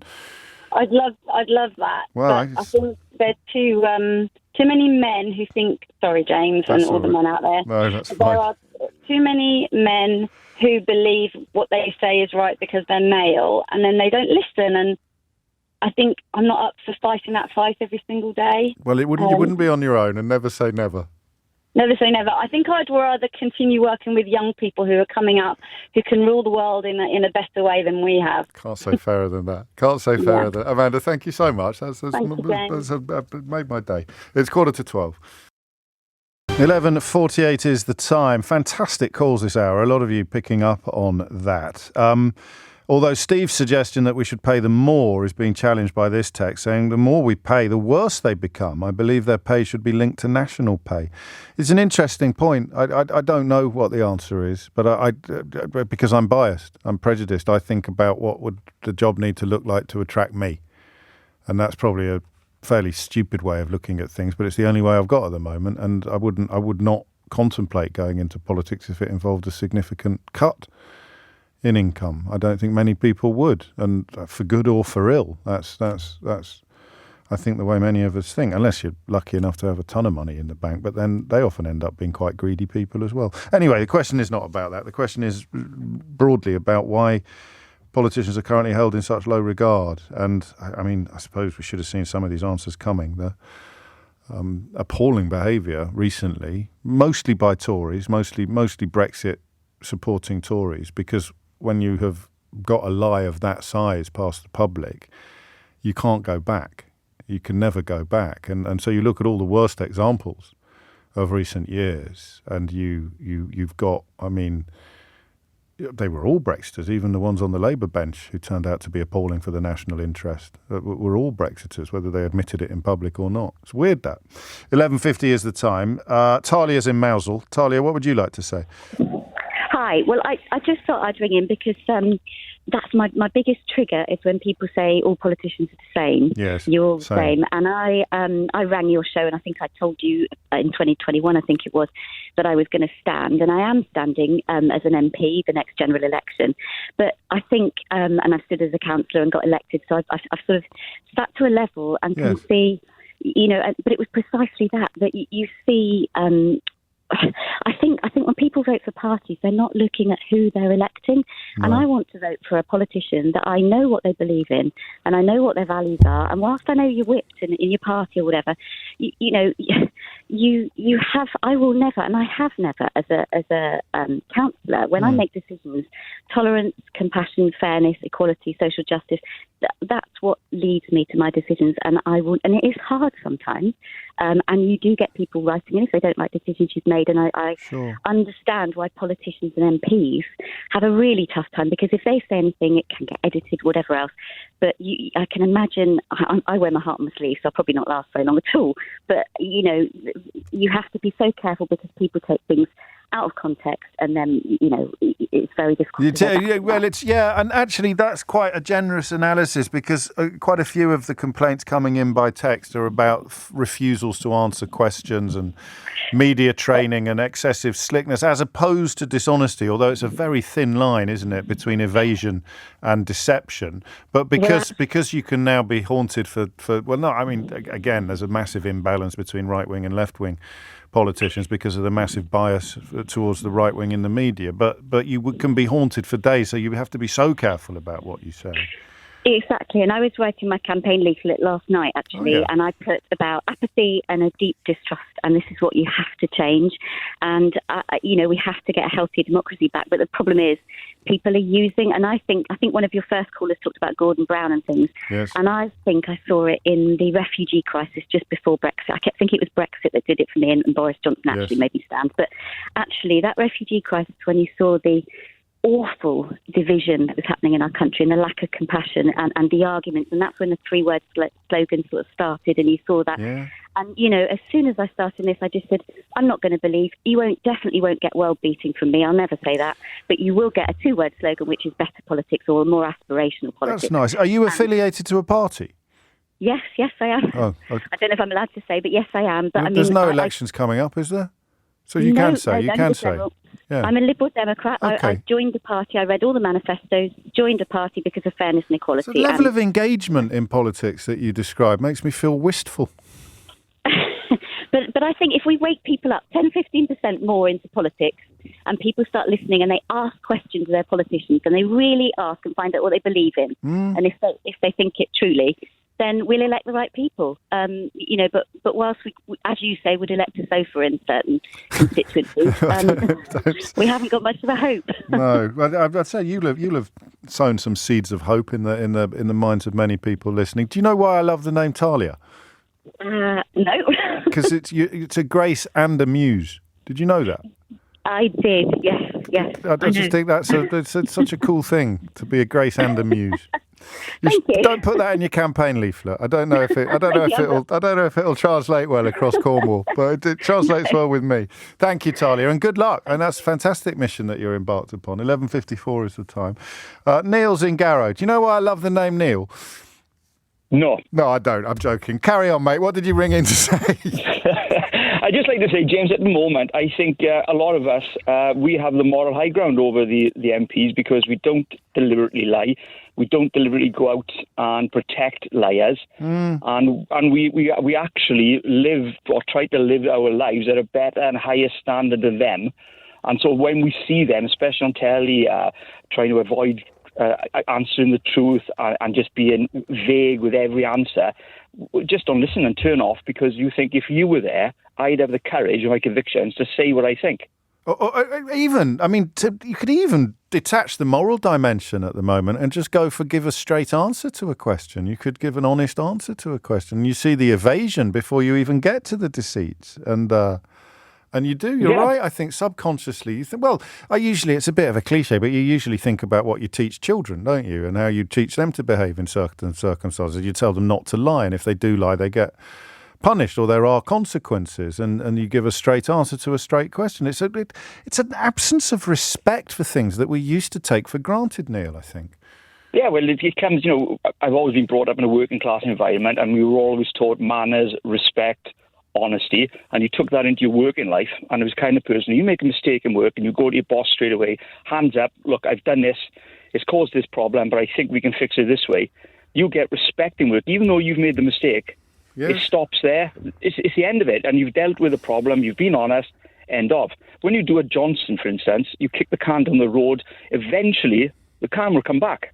But it's what moves into the road before the can comes back. So now because you mentioned working class values, and I recognise the ones that you describe, but the Tory party have got a deputy chairman now who boasts openly about campaigning on a platform of festering hatred and trying to turn people against refugees or so-called culture wars. And they tried to portray that as being the values that you allude to. So, I mean, everything gets corrupted ultimately, and it's a long time before the can comes back. Perfect example of him, right? Yeah. What does he do? He puts up any MP who can't live off £100,000 shouldn't be in the job. Yeah. Months later, he gets offered a second job, £100,000 with a news channel, and he bites their hand off. He's got a show as well. Everyone's got a show. I tell you what, if you were a rancid member of Parliament who didn't have a programme on one of these new channels, you'd be calling your agent, wouldn't you? How low do you have to go not to get a show? Or maybe you could console yourself with the thought that it means I must have some intelligence and integrity, and that's why they haven't come calling yet. But no, I mean, they're looking for hypocrisy. I don't think either of us will ever get a spot on her as a guest, do you? Seems unlikely, mate, I think, to be honest with you. We'd have to fumigate the studio. It's 11:57. You are listening to James O'Brien on LBC. Thank you, Neil. And I mean, he's a good example. It may be a little unfair to single him out when there's so many other contenders, but of utterly repellent politics, very much post-Farage, actually, although Farage obviously never managed to get himself elected. In the 2019 intake, that intake of Tories brought in flotsam and jetsam that, really in the previous era, any previous parliament would have stuck out like a sore thumb. But when there's 30-odd sore thumbs, they tend not to stick out so much. Elizabeth is in Haringey with the last word on this. Elizabeth, what would you like to say? Thank you for taking my call. You're very welcome. I always listen to you. I'm an actual carer of my husband now. I'm about to retire. My pension is going to be crap by employers because they didn't want to make reasonable adjustments. I could lose my flat. Oh, I'm sorry. Which is sad, and I might have to be rehoused. Okay. I've done everything right by the book. But if you look at Rishi Sunak, on theyworkforyou.com, you will find that he voted to cut welfare payments for people, 99% that are genuinely ill. Yes. He didn't vote on equal marriage, i.e. gay marriage. He voted against paying people with illness in Parliament over he wasn't in Parliament for the equal marriage vote, I don't think, Elizabeth. Well, this is how we voted on theyworkforyou.com. Yeah, okay. Whereas Keir Starmer is a bit more compassionate. He voted paying people for welfare over a longer period of time when they're ill. Yes. He voted he voted also to have raised benefits in line with inflation. Right. Which is another good idea. You'd think so. Yes, but what really annoys me is they expect people like me. I may not even be able to get universal credit. I mean, my food bill's horrendous because my husband's a diabetic. Yeah. But what really, really does annoy me is they will get gold-plated pensions. And what really, really does irk me is, I mean, I live at the end of Hornsey Wood Green. Yes. They really irk me is that they haven't got a policy how they're going to help people like me, i.e. carers. Yeah. It's about time that they got off their butts and actually understand, because the majority of the carers are female, and we lose out when it comes to pension rights. I tell you what, if every carer in the country went on strike, we'd know about it. But they rely upon the fact. Then we'd get done for neglect. Well, I know, but that's thing that I guess they're banking on, and that's true of previous governments as well, not just this lot. It's almost as if it's out of sight, out of mind, but the pittance that you receive for being a full-time carer for a family member, in economic terms, crikey, saves the country millions. But I agree with you, Elizabeth, I really do. I'm sorry I can't be more help. It's coming up to 12 noon. You're taking me right up to the news as well. That's the only reason why I'm moving on. We're already running a little late. No one's going to be particularly surprised to learn that I've currently got no idea what we're going to talk about next. I quite like the... Have you seen what Priti Patel has done? This is genuinely staggering. It's funny, isn't it? We just listed all the awful politicians of the last few years and we somehow missed her off the list. I'm going to do a hook and tease. You're not going to believe what she's done now. Keith just said, don't forget the hook and tease, which I think it would be a breach with tradition if I didn't forget the hook and tease. But David had already reminded me, actually, because I ended the last part of the programme by saying, you're never going to believe what Priti Patel's done now. And David got in touch to say, written a children's book, adopted stranded puppies, donated her last year's wages to a food bank. I'm out of guesses, James, which tickled me pink during the news bulletin. No, she's intervened on behalf of Prince Andrew. With the palace asking one of the king's aides if they would reconsider or could they consider the possibility of giving Prince Andrew, actually we said we'd stop calling him that, Andrew Windsor, his security detail back, estimated to cost up to £3 million a year. You'll remember he was stripped of police protection as part of his demotion, really, from public life after paying millions of pounds to settle a civil case with a woman who accused him of sexual assault. And Priti Patel, after a meeting with Prince Andrew's PR advisor, wrote to the palace asking whether or not a review of the Duke's protection could be something to consider. This is such a Tory apology. Are you ready for this? So here's a woman who has intervened with Buckingham Palace on behalf of a man who paid millions of pounds of his late mum's money to a woman who accused him of sex offences so that he didn't have to go to court. Precisely the kind of person that you'd expect Priti Patel to be coming into bat for, wouldn't you? So and do you want to hear her apology? It's disappointing that this correspondence has been leaked into the public domain, and I apologise to His Majesty for the embarrassment and difficulties the publishing of this correspondence has caused.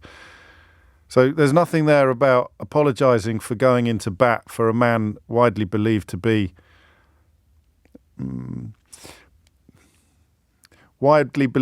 undeserving of public support. 6 minutes after 12 is the time. So Priti Patel is not apologising for suggesting that your money should be spent on police protection for a man who spent millions of pounds of his family's money on getting himself out of a civil sex assault case. She's not apologising for inappropriate behaviour. She's not apologising for apparently doing the bidding of a PR guru. I don't believe that Andrew Windsor is her constituent, is he? So what's it got to do with her anyway? She's not apologising for inappropriate behaviour, inappropriate conduct, intervening on behalf of a deeply undeserving individual. She's not apologising for any of that. She's apologising because the publication of it, the leaking of her pathetic little email, might have embarrassed the king. Do you know, I've got to tell you something. David's been back in touch to say I was way off. She also donated last year's wages to a fed. Don't be stupid. There's a royal film out at the moment. If I tell you I watched a royal film last night, which was the most unexpectedly joyous film and brilliant as well. I mean, as a piece of film, it's superb. If I told you what it was, or rather, if I told you that I'd watched a royal film, fiction, but I thought it was absolutely brilliant, would you know what I was talking about? Have you seen it yet? What do you think? It's just absolutely superb. It's a love story. It's obviously about Harry and Meghan, but with a twist, which means that you can easily argue it's not about Harry and Meghan. It's groundbreaking. It's envelope pushing. And it is, simultaneously incredibly moving and incredibly funny. It's probably the film I have enjoyed watching most for months, albeit that because I've been working on the thing, I haven't been to the cinema much or tune. Do you know what I'm talking? I'm just going to leave it hanging. I'll tell you what it is before I go home today, I promise. Keith, do not let me forget this. I'm doing a recommendation for a film that is absolutely brilliant. It's about the royal family. That's the clue. And I'm just going to see whether or not it's gone widespread enough. It's got two very, very, very famous people in it. So it's not like some like weird little niche movie. But I hadn't heard anything about it. It was my colleague Christopher Golds, actually, who works on LBC News, who posted about it on Facebook in such an effusive fashion. I was home on my own last night and I was flicking around for something to watch after the athletics. And I just thought, well, he's a pretty reliable lad. I'll see what he's got so excited about. So I put this film on, and it was absolutely gorgeous. Gorgeous. That's the word I was looking for. It is a gorgeous film, and I want you to watch it. You need to remind me to tell you, but I just want to see if anyone knows what it is. I want to see if anybody knows what it is. It is 9 minutes after 12. You're listening to James O'Brien on LBC. We've got a problem here. I think we're the only programme on the station that hasn't done this, aren't we? We haven't done this topic. Because I thought it was a bit of a no-brainer. Do you see the Spanish fellow who was grabbing his crotch throughout the World Cup final last weekend? Very odd behaviour. He sort of, who's the famous crotch grabber? Who's the most, no, not Donald Trump. I mean your own crotch. Where you do like the dancing. Who is it? Is it Tom? No, who is it? Who does the crotch? Why are you looking at me like that? Who does the crotch grabbing? There's one artiste is well known for crotch grabbing. There's a famous... probably Michael Jackson I'm thinking of, wasn't it? This is taking a turn for the worse, this introduction. So anyway, you saw the Spanish fella grab it, and then he grabbed a woman player. He grabbed a female player, the forward, Jenny Hermoso, isn't it? And kissed her on the lips. And I heard some brilliant phone-ins. Sheila did a particularly good one, as you would expect. But it was just so obvious. I mean, I just thought that it's egregious. Guess what's just happened? This is not the biggest tension builder that I've ever inflicted upon you, given that it was just in the news bulletin that Thomas read. He's refusing to resign. So he grabbed a woman, he kissed her on the lips after Spain won the World Cup final, and he's just come out swinging. It is, not like that. I mean, swinging like punches. He's just come out swinging. And that's so rare. You never really get that anymore, do you? What you get is people who are accused of disgusting things and appalling behaviour, like another GBB's presenter, actually, just hoping it will all go away, staying very silent and hoping it will all go away. Or you get people doing the resignation and falling on their sword. You very, very rarely get someone who is banged to rights, I think, for inappropriate conduct, coming out swinging and insisting that he's done nothing wrong. He hasn't said that. He said, I was completely wrong, I have to admit it. That was on Monday. But he's now absolutely refusing to resign. He's coming out with an abject refusal to resign. He's not doing it. And I kind of find this absolutely staggering. He's the president of Spain's Football Federation. He has apologised, but then a few days later, I keep going to say come out swinging because it's the only phrase I can think of. The woman involved, Jenny Hermoso, has said, I did not like it, but what could I do? You've got a woman this is an astonishing story, a genuinely astonishing story. You've got a man kissing a woman on the lips in front of tens of millions, hundreds of millions of people watching on television. The woman has gone on the record as saying, I did not like it, but what did I do? And now he's refusing to resign. And what I think I like about this story, it's even got the acting Prime Minister involved, who's picked up on Mr. Rubiales' attempt to apologise after initially trying to insult his critics. The acting Prime Minister said it was a very unconvincing apology and he must continue taking further steps to be held accountable. Before the forced kiss, this is a Sky News report, he had grabbed his crotch in a lewd victory gesture from the section of dignitaries at the station, with Spain's Queen Letizia and the 16-year-old Princess Infanta Sofia standing nearby. It's such an astonishing story. And I want you to tell him, and indeed anybody else who was of the view that this was forgivable behaviour, what is so absolutely wrong with what he did? Now, I don't think I need much guidance on this. If I were to muster up a defence, it would be manufactured, but it would involve the very slim possibility of it being a tiny moment and you go in to kiss someone on the cheek and you accidentally kiss them on the lips. We've all been there. But that isn't what happened here, because he's got her face clamped in his hands, hasn't he? And he kisses her on the lips, a full-on plant. Now, one other potential... look, we've got a sort of semi-rapist in Idiot's Corner today. Simon's texted in to say, shock horror, man kisses a girl, get over it. Well done, Simon. It's good to get it all out there, mate. Wear your disgusting misogynistic views on your sleeve. Idiot's Corner's a bit... It's not fair on the other people in Idiot's Corner to put Simon in there, so we'll put him in, I don't know, Rapist's Corner, shall we? You've got this Spanish fella coming out with absolutely astonishing justifications for his own behaviour. The only one that might carry is the sort of cultural equivalent. So when I'm in Greece, quite a lot of my male friends will kiss me hello. And obviously, if that was happening down the Dog and Duck, it would look very different from how it would look when I'm in Greece. But I don't think that's going to stick. So what I want you to try to do, and it might be one just for women this, I don't know whether we men, certainly not Simon, I don't know whether we men are going to have much to contribute to this conversation, but I want to hear a woman's explanation as to how this man could think that this was acceptable, right? 0345 6060 973. And I don't mean in the moment. Well, actually, no, I do mean in the moment.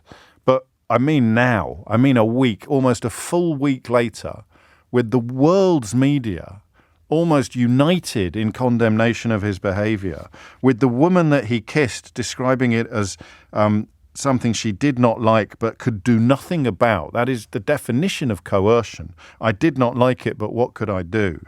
I want you to try to explain to me how he could possibly end up in a place where he is refusing to resign.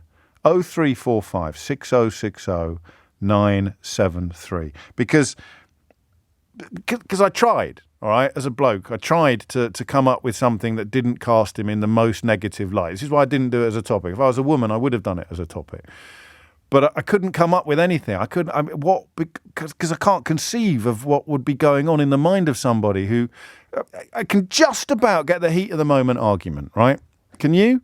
But there's no earthly way. Imagine if we won an award.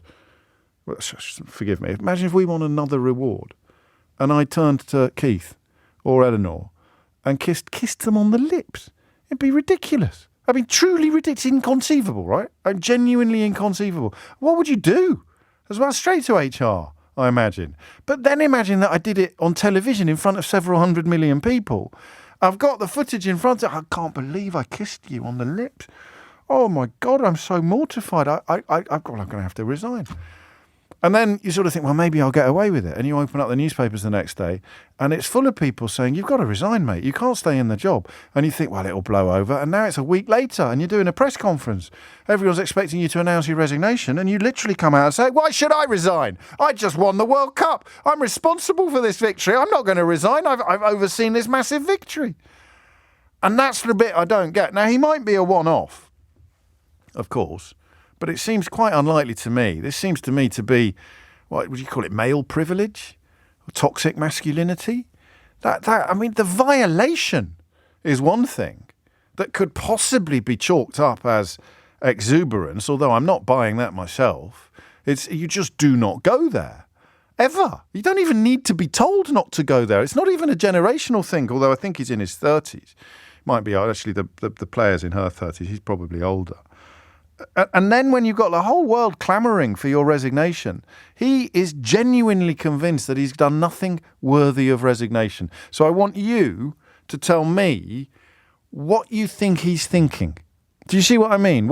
How does he get to a place where he thinks that this is A, acceptable behaviour, and then B, when the whole world has told him that it isn't, he almost single-handedly insists or continues on insisting that this is all absolutely fine. I've done nothing wrong. 0345 6060 973. He's claimed it was consensual. She said she didn't like it. I mean, this is horrible to be unfolding in public, but I want you to try to explain to me what he is thinking now. Okay? I never set you easy tasks on this programme, but I want you to have a crack at that. 0345 6060 973. I would have wiped my mouth with the back of my hand and told him to F off, says this texter, but then I'm 72. 12:19 is the time. 0345 6060 973 is the number that you need. Hit the numbers now. You will get through. Listen, if you're a bloke and you're weird, do not ring me to tell me that this is all fine and it's all a big fuss about nothing. Seriously, put your 10pence away and go back to watching cartoons. It's 12:19. It's 21 minutes after 12. It's the I haven't pinned it down. I apologise. What is it that I want from you this hour?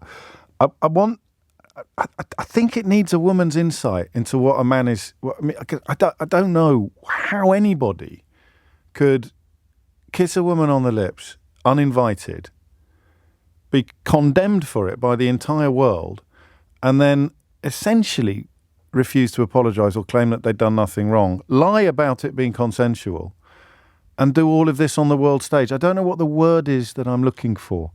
0345 6060 973 is the number that you need. And I guess I really, to get into the story, I guess I also just want to tell me what this story makes you think, what this whole bizarre saga tells you. What reaction does it prompt in you? I don't know what's going on, and I want you to tell me. So no low bars this hour. Cassandra is in Battersea. Cassandra, what made you pick up the phone? What you're looking for is entitlement. Yes, it is, isn't it? Of course it is. It's the reason that young girls are told to cover up when there are men, relatives or non-relatives coming over to their house. It's the reason that whenever anything happens, the is pointed at the woman. When a man is over-exuberant or over-angry, it's not emotion because it's a man. There is a level of entitlement getting away with behaviour that is not acceptable because responsibility is put onto women, because women are, inverted commas, the emotional ones, and men are not. He can get away with this, being over-exuberant, over-excited, over-emotional, because no one's going to point the finger at him, or no one has historically. Yeah, well, no one has historically, but my goodness me, he's got some fingers pointing at him now. He's got the Equalities Minister saying it's a form of sexual violence women suffer on a daily basis. And the lack of awareness. Not have a clue that this behaviour is unacceptable, and so many men don't.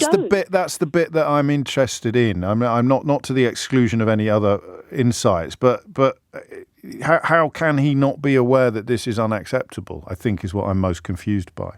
And the answer to that isn't just entitlement, is it? There's a deafness involved, a fingers in ear, a refusal to sort of accept the bleeding obvious, really. Comes with the entitlement that nothing is ever the male responsibility when it comes to this kind of sexual assault. Yeah. So it's a medieval approach to women then, really. What was the woman wearing? A football kit, of course. Were they shorts? How short were the shorts? Oh, I see what you're doing now. I was being literal.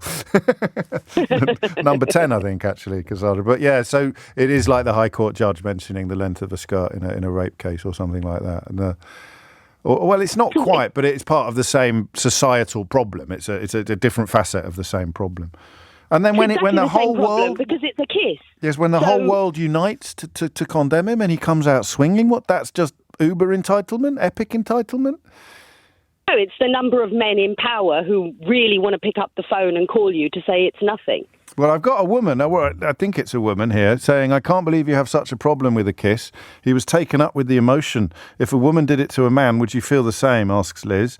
The man has to resign. How ridiculous. He's Spanish. It's a different culture. I'm a woman. I wouldn't encourage it, but it happens. Violation is not the right word. It's just a mistake he's apologised for. From Liz, a strong woman, feminist and against abuse, but this is not abuse. It's just a mistake.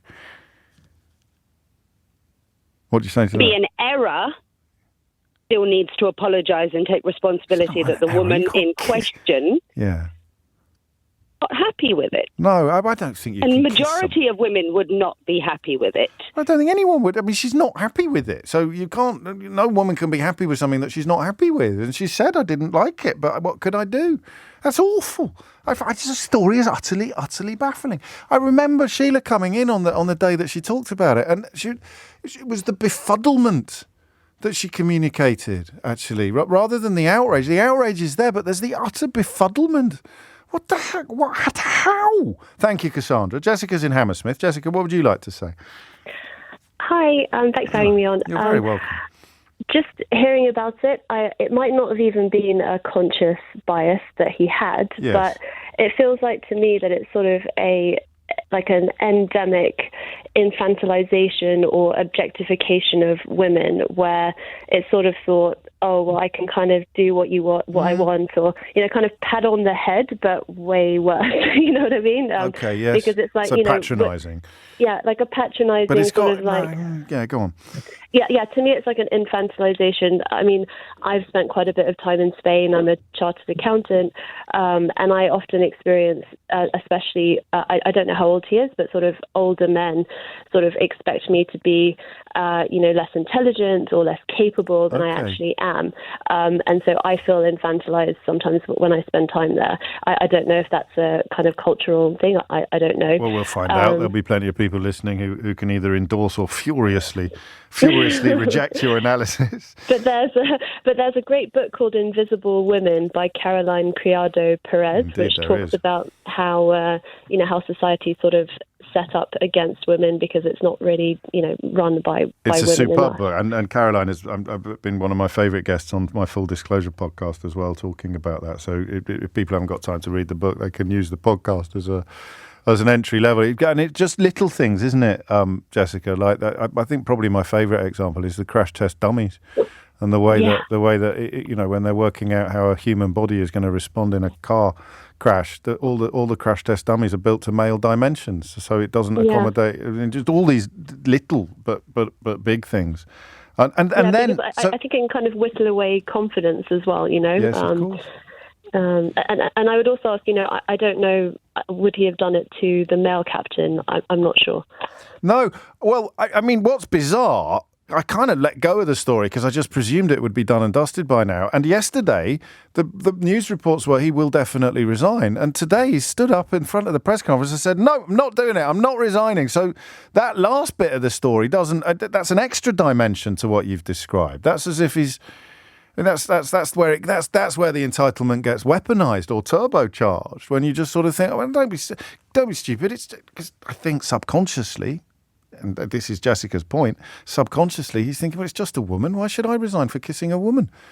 And oddly, Liz, who describes herself as a feminist, is on the same side as Luis Rubiales. I thought I'd imagined that. That's why I just got confused. I thought they'd announced his resignation, but they announced the press conference at which they said he was going to resign. I wonder if it's worth listening to in Spanish, despite the fact that many of us won't be able to understand it, just to see what the tone was like, just to see what the tone of delivery was like. And everybody in there, it's like something out of Ted Lasso, this. Everybody in the room must have just gone, where's Trent Crimm when you need him? Everybody in the room must have just gone, what is this? It's like April Fool's or something.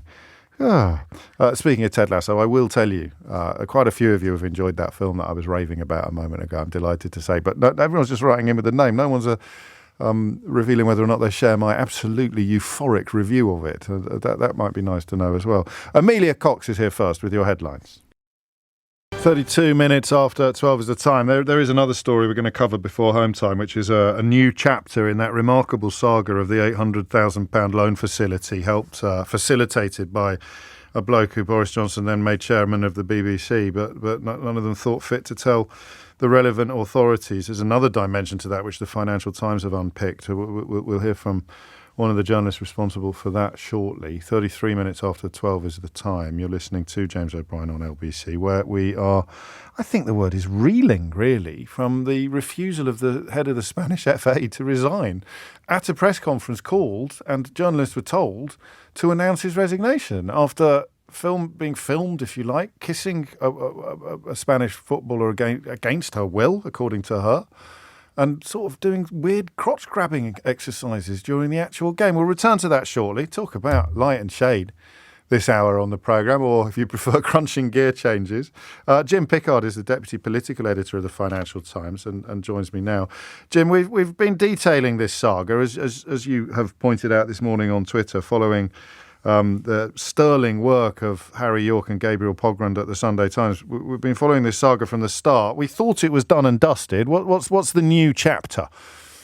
So what our colleagues at the Sunday Times revealed back in January was the fact that Boris Johnson secured some kind of £800,000 loan. We don't know who from, but it was guaranteed by this guy, Sam Blythe, who's a Canadian businessman who's a distant relative of Johnson.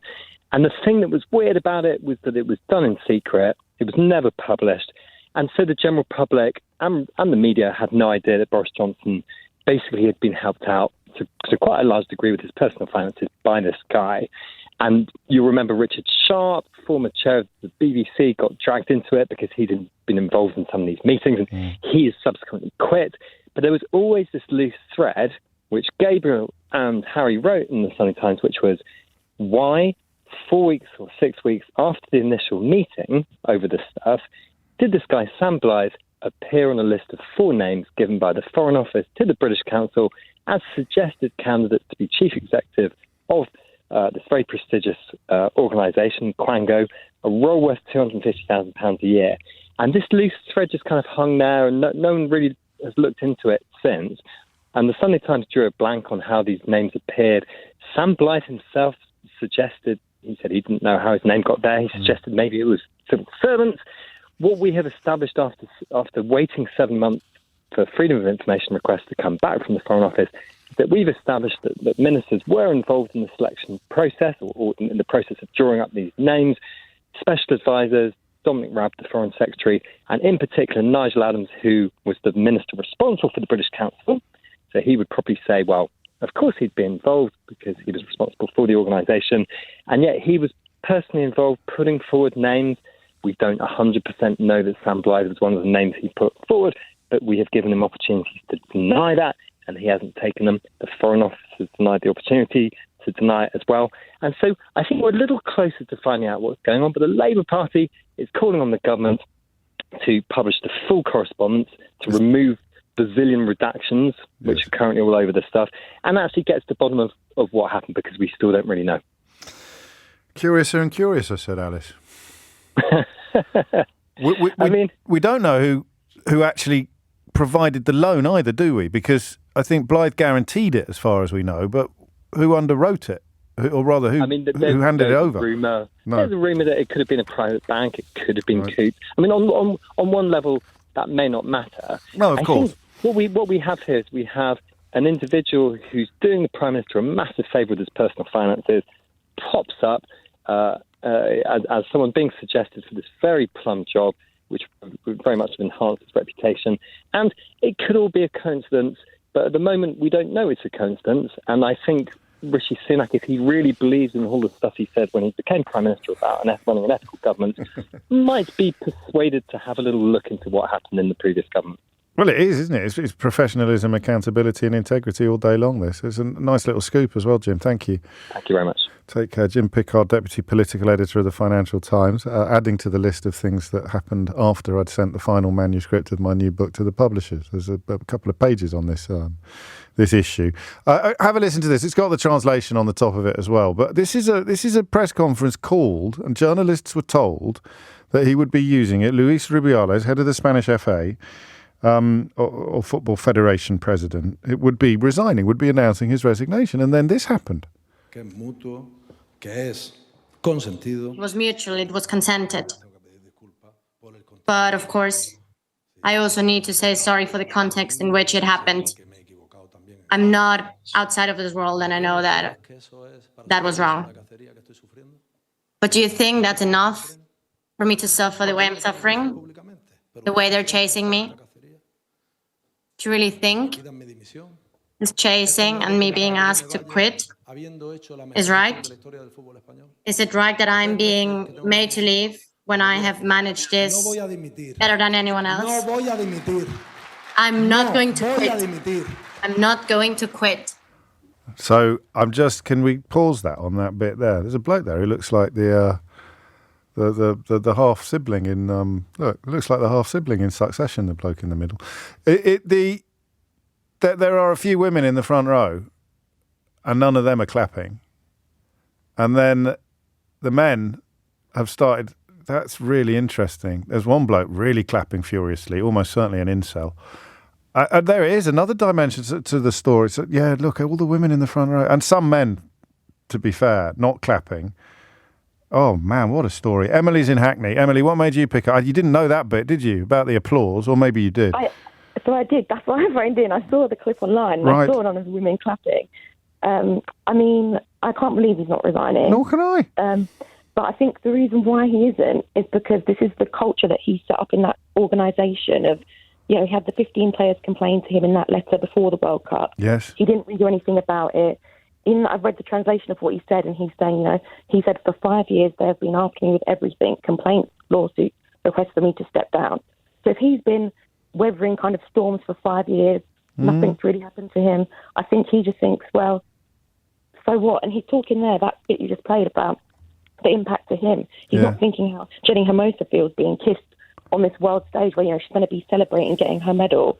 It's incredible, isn't it? And claiming it was consensual when she's said that she didn't like it. And he knows that she said that he didn't like it.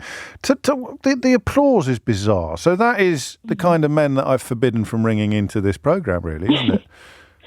Yeah, I think it's kind of a part of, like, there's sort of in society like a sliding scale of sexual harassment that is normalised or accepted. So, like, sort of in this country, catcalling, harassing people for their number, it's sort of, something that, it's not that bad. And he's sort of set the culture where he, in his mind, thinks this isn't that bad. And the people around him are supporting that. So he's surrounding himself with people that aren't challenging him on anything. It's just, And he must have known that the reception he was going to receive. So it's a bizarre story. It's like a dual parallel universe where most of the watching world thought it was an open and shut case. And yet in his universe or his echo chamber or whatever you want to call it, in his ecosystem, he's done nothing wrong. He's done nothing wrong. And presumably these men are queuing up to tell him that he's done nothing wrong. And that's what's emboldened him to reverse ferret on the scheduled resignation. Yeah. I think so. Well, I got genuinely gobsmacked. And every time I think I'm as gobsmacked as I'm going to get, something else happens and I end up even more gobsmacked than I was before. Emma Inisheen describes it as classic DARVO, which is an acronym, deny everything and reverse victim and offender, which all of these people do. Trump does it a lot. He's the victim, really, of his own attempt to overthrow a democratically elected government. DARVO. He's a narcissist with entitlement. I mean, and also, what a nasty little postscript to the greatest day in the history of Spanish women's football. You've now got the conversation being dominated by the refusal of the Spanish Football Federation president to resign after he kissed someone who didn't want to be kissed on the lips. It would sound like I was making light of the topic if I said, when has that ever happened to you? But I wouldn't be making light of the topic. It would be an opportunity to explain why this is such a gross abuse, why this is such a gross violation. And quite a few of you picking up on that classic abuser behaviour. Now, utter denial, I'm the real victim here. And then they clap. I guess to women I must sound like such a flump. Welcome to... all right, James, woken up, have you now? This is what you've lived with for your entire lives. But for many men, even those of us with wonderful women in our lives, it took elements of the Me Too movement to fully appreciate how normalised utterly abnormal behaviour is within our societies. Ichaso is in Glasgow. Ichaso, what would you like to say? Hi, James. Hello. How are you doing? I'm pretty good. Oh, God. I'm absolutely fuming with all of this, I have to admit. Is that a Spanish name? I think that's a Spanish name. No, it's a Basque name. Oh, a Basque. Oh, forgive me. Of course, yes. Crikey. You pronounced it perfectly, by the way. Well, thank you very much. That's great. There's a few things with this. I mean, you, just to pick up on something that you just said there. Yes. You said that, he said echo chamber. Maybe in his echo chamber is huge. Yes, of course. It's massive. It's the whole of the football in Spain, because I'm still waiting for any of the professional footballers or any of the coaches in Spain to actually say anything about this. Really? That happens in front of the world. Yeah. Do you know what I mean? Well, the politicians have piled in, but not the football establishment. No, I didn't know that. Or the football fans. In fact, lots of the male football fans. You're on Twitter. You probably have seen it. What? It's absolutely outrageous because now he is the victim. And us females we are hunting him down. He called it a social murder. It's incredible. I haven't seen it. I haven't seen it on. He called it that himself. Or? Yes. He said that it was like a social murder. Now we are talking about a country where women are murdered. I can't. I'm only laughing because you're saying murder in a Scottish accent, and everybody listening is thinking. No, everybody's thinking a Taggart at this point in the conversation. I just have to point that out before somebody else does. So I mean, I guess this is what they mean by a culture war. Then, so this is simply a meeting of people who think that men can go up and kiss women whenever they want, and then the rest of the world who are pointing out, no, you really, really can't. Yeah, and sadly, Spain has a massive issue with violence against women. Well, I'm not surprised to learn that, given the applause, actually, because that's the point I missed. It's the applause, isn't it, that speaks of the atmosphere of impunity. Yes, absolutely. So when people say, it might be a cultural thing. Seriously, it's whitewashing the entire thing. Yeah. A cultural thing is giving a couple of kisses on the cheek when you're meeting someone in a social in a social setup. When you are the boss of that woman, who, by the way, they won, and now this has been stolen from them. Yeah, on every level. Oh my God! Yet again, James. Yet again. Well, possibly you've just answered my final question, which is the conference today and the applause. I sense you probably were not surprised by. I was not surprised in the slightest. No, really not, because he's like the last kind of. It's like his last. I don't know how to call it. This is someone as well that is obviously raging because he's been called to attention because someone is saying that is unacceptable, and he's like a brat going, "What? You're going to take my privilege away from me? No, I'm a man." Yes, I'm a man, and I'm the real victim here. I'm the victim of a social murder. Ichazo, thank you. I mean, it is just, there's a depression to these sort of stories in the sense that what is so obvious to Ichazo and to everybody else that has rung in is so not obvious to the people defending him. It is truly breathtaking. 12:46 is the time. 12:49 is the time, and I am going to remember to recommend that film, or to name that film that I recommended to you earlier. And a lot of you have both seen it and completely agree with my analysis of it as an absolute peach of a movie. Truly, truly lovely. It's called Red, White and Royal Blue, and it's on Amazon Prime, I think. It's on, and it is my recommendation for the weekend.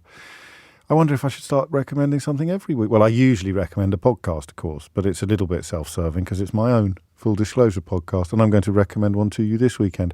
Do you remember when this happened in the House of Commons?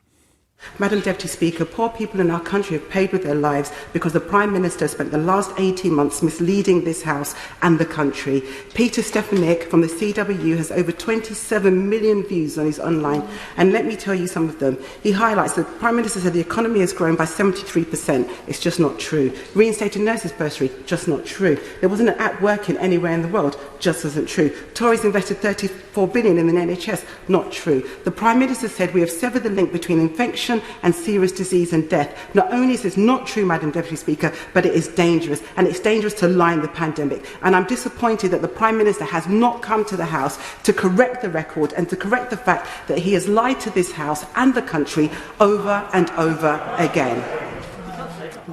Dawn Butler there, just bringing the receipts to the House of Commons. I don't know if you remember what happened next. She got slung out.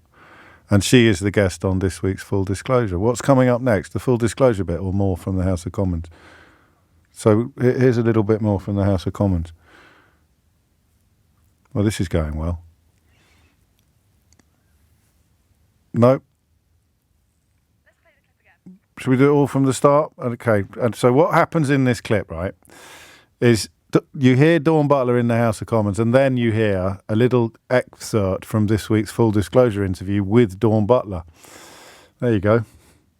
Madam Deputy Speaker, poor people in our country have paid with their lives because the Prime Minister spent the last 18 months misleading this House and the country. Peter Stefanik from the CWU has over 27 million views on his online, and let me tell you some of them. He highlights that the Prime Minister said the economy has grown by 73%. It's just not true. Reinstated nurses bursary, just not true. There wasn't an app working anywhere in the world, just isn't true. Tories invested 34 billion in the NHS, not true. The Prime Minister said we have severed the link between infection and serious disease and death. Not only is this not true, Madam Deputy Speaker, but it is dangerous, and it's dangerous to lie in the pandemic. And I'm disappointed that the Prime Minister has not come to the House to correct the record and to correct the fact that he has lied to this House and the country over and over again. Order. I'm sure that the member will reflect on her words just then, perhaps correct the record. Madam Deputy Speaker, what would you rather, a weakened leg or a severed leg? You know, at the end of the day, the Prime Minister has lied to this House time and time again. And it's funny that we get in trouble in this place for calling out the lie rather than the person lying. Order. Can you please reflect on your words and withdraw your remarks? Deputy Speaker, I've reflected on my words, and somebody needs to tell the truth in this House that the Prime Minister has lied.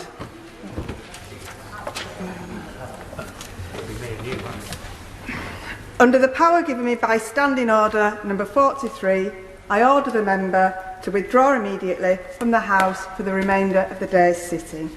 On the theme of justice, the probably, particularly Dawn Butler's greatest hits, then we've got the Boris Johnson moment, haven't we, getting thrown out of the House of Commons. Yeah. I loved that. I think I spoke to you at the time. I think you were the only radio... Was I? Yeah.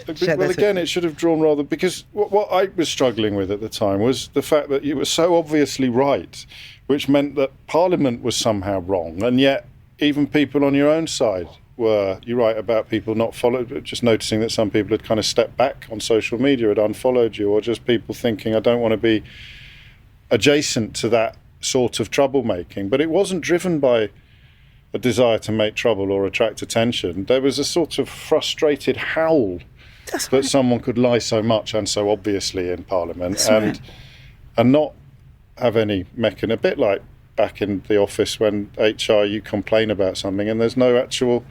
That's right.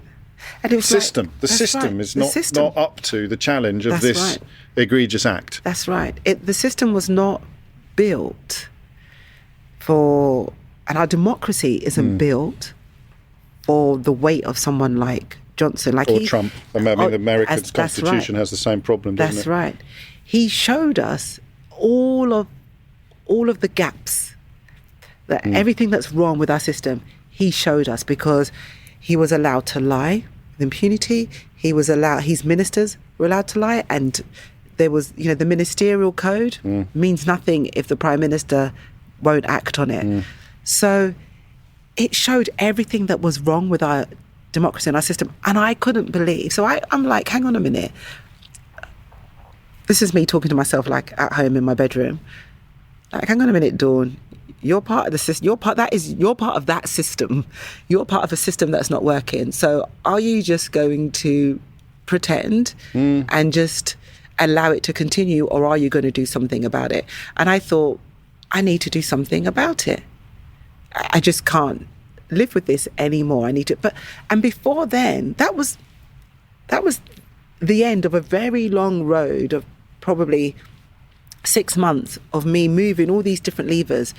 Can we do this? Going to the clerks. Can we do this? Going to Keir. Can you put forward an opposition day debate? So if you name somebody in Parliament, so if we name saying we're going to have a debate on the Prime Minister's conduct, we could then call him a liar in Parliament and not get thrown out. But we would have to use one of our opposition day debates to make that happen.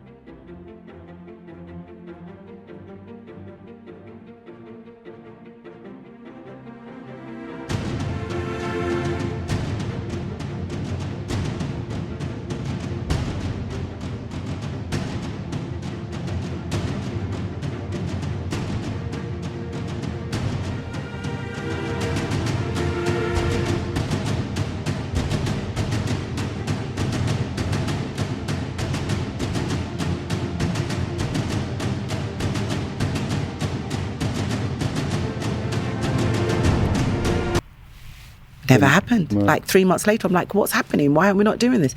And in the end, I thought, what can I do? I cannot force people to take this seriously. What can I do? And then that's why I did it. And people still didn't take it seriously. Oh my God, yeah. Like in the beginning, they were coming for me. Quite enthusiastically. Yeah. And I just thought, am I going crazy? This was real parallel universe stuff for a lot of people, I think, where you'd sit there thinking, this can't be right. But you'd then marched up to it and marched up to the issue and said, given it a shake, and you became the problem. Yeah. It's like, how... And I couldn't understand. I mean, obviously, it's still mad, right? My whole life, it's still mad. I don't know why people are not on the streets marching every day and protesting. I really don't. I think, can you not see what this government is doing? Total shock. But I couldn't believe that people were. Did I do it to embarrass the deputy speaker? What? A Labour MP said that to you, I think. Yeah. I mean, it's almost like the conspiracy theories, like, you know, when we got stopped in the car we was driving. And which people also accused you of lying about. Yes, saying that I said the driver's black when the driver's really white. Yeah. Why would I say that? The conspiracy theories to me are off the scale. And because it's very hard for me to compute all of that, I'm just like, this is madness. Like, am I the only one going mad? Am I the only one going mad? How many times have we said that on the programme together? Lovely interview that with a lovely woman, Dawn Butler, also now the author of a really rather splendid book called A Purposeful Life, which examines what it is that drives her to be the kind of politician who would prioritise principle over personal interest in that case. And imagine that vindication. So Boris Johnson essentially drummed out of Parliament for being a massive liar, and yet Parliament not equipped with a system that could accommodate the egregiousness of his conduct. How many times have we said that about Trump and Johnson, in that the system is not designed to deal with people so utterly contemptuous of the system, whether you're talking about the founding fathers or whether you're talking about our parliamentary standards. But there we are. So that's Full Disclosure with Dawn Butler, coming soon to a podcast. Well, no, it's already there, but you can get it. That's it from me for another week. We shall do it all again on Tuesday from 10. Keith, briefly, how often on Fridays do I say tomorrow? Have you not? Is it quite? Do I usually say to? Because it just. You've given up by then, haven't you? You've nodded off. But if you did miss any of today's show, you can listen back on Catch Up on Global Play, where you can also, of course, rewind live radio. All LBC's shows are there, as well as the world's biggest podcasts with Dawn Butler, as you've heard on Full Disclosure this week. Rewind live radio on Global Player. Download for free from your app store or head to globalplayer.com. Coming up at 4, Ben Kentish in for Tom Swarbrick, but now it's time for Sheila Fogarty. Now it's time for Sheila Fogarty. Now it's time for Sheila Fogarty. Now it's time for Sheila Fogarty. Now it's time for Sheila Fogarty. Now it's time for Sheila Fogarty. Now it's time for Sheila Fogarty. Now it's time for Sheila Fogarty. Now it's time for Sheila Fogarty. Now it's time for Sheila Fogarty. Now it's time for Sheila Fogarty. Now it's time for Sheila Fogarty. Now it's time for Sheila Fogarty. Now it's time for Sheila Fogarty.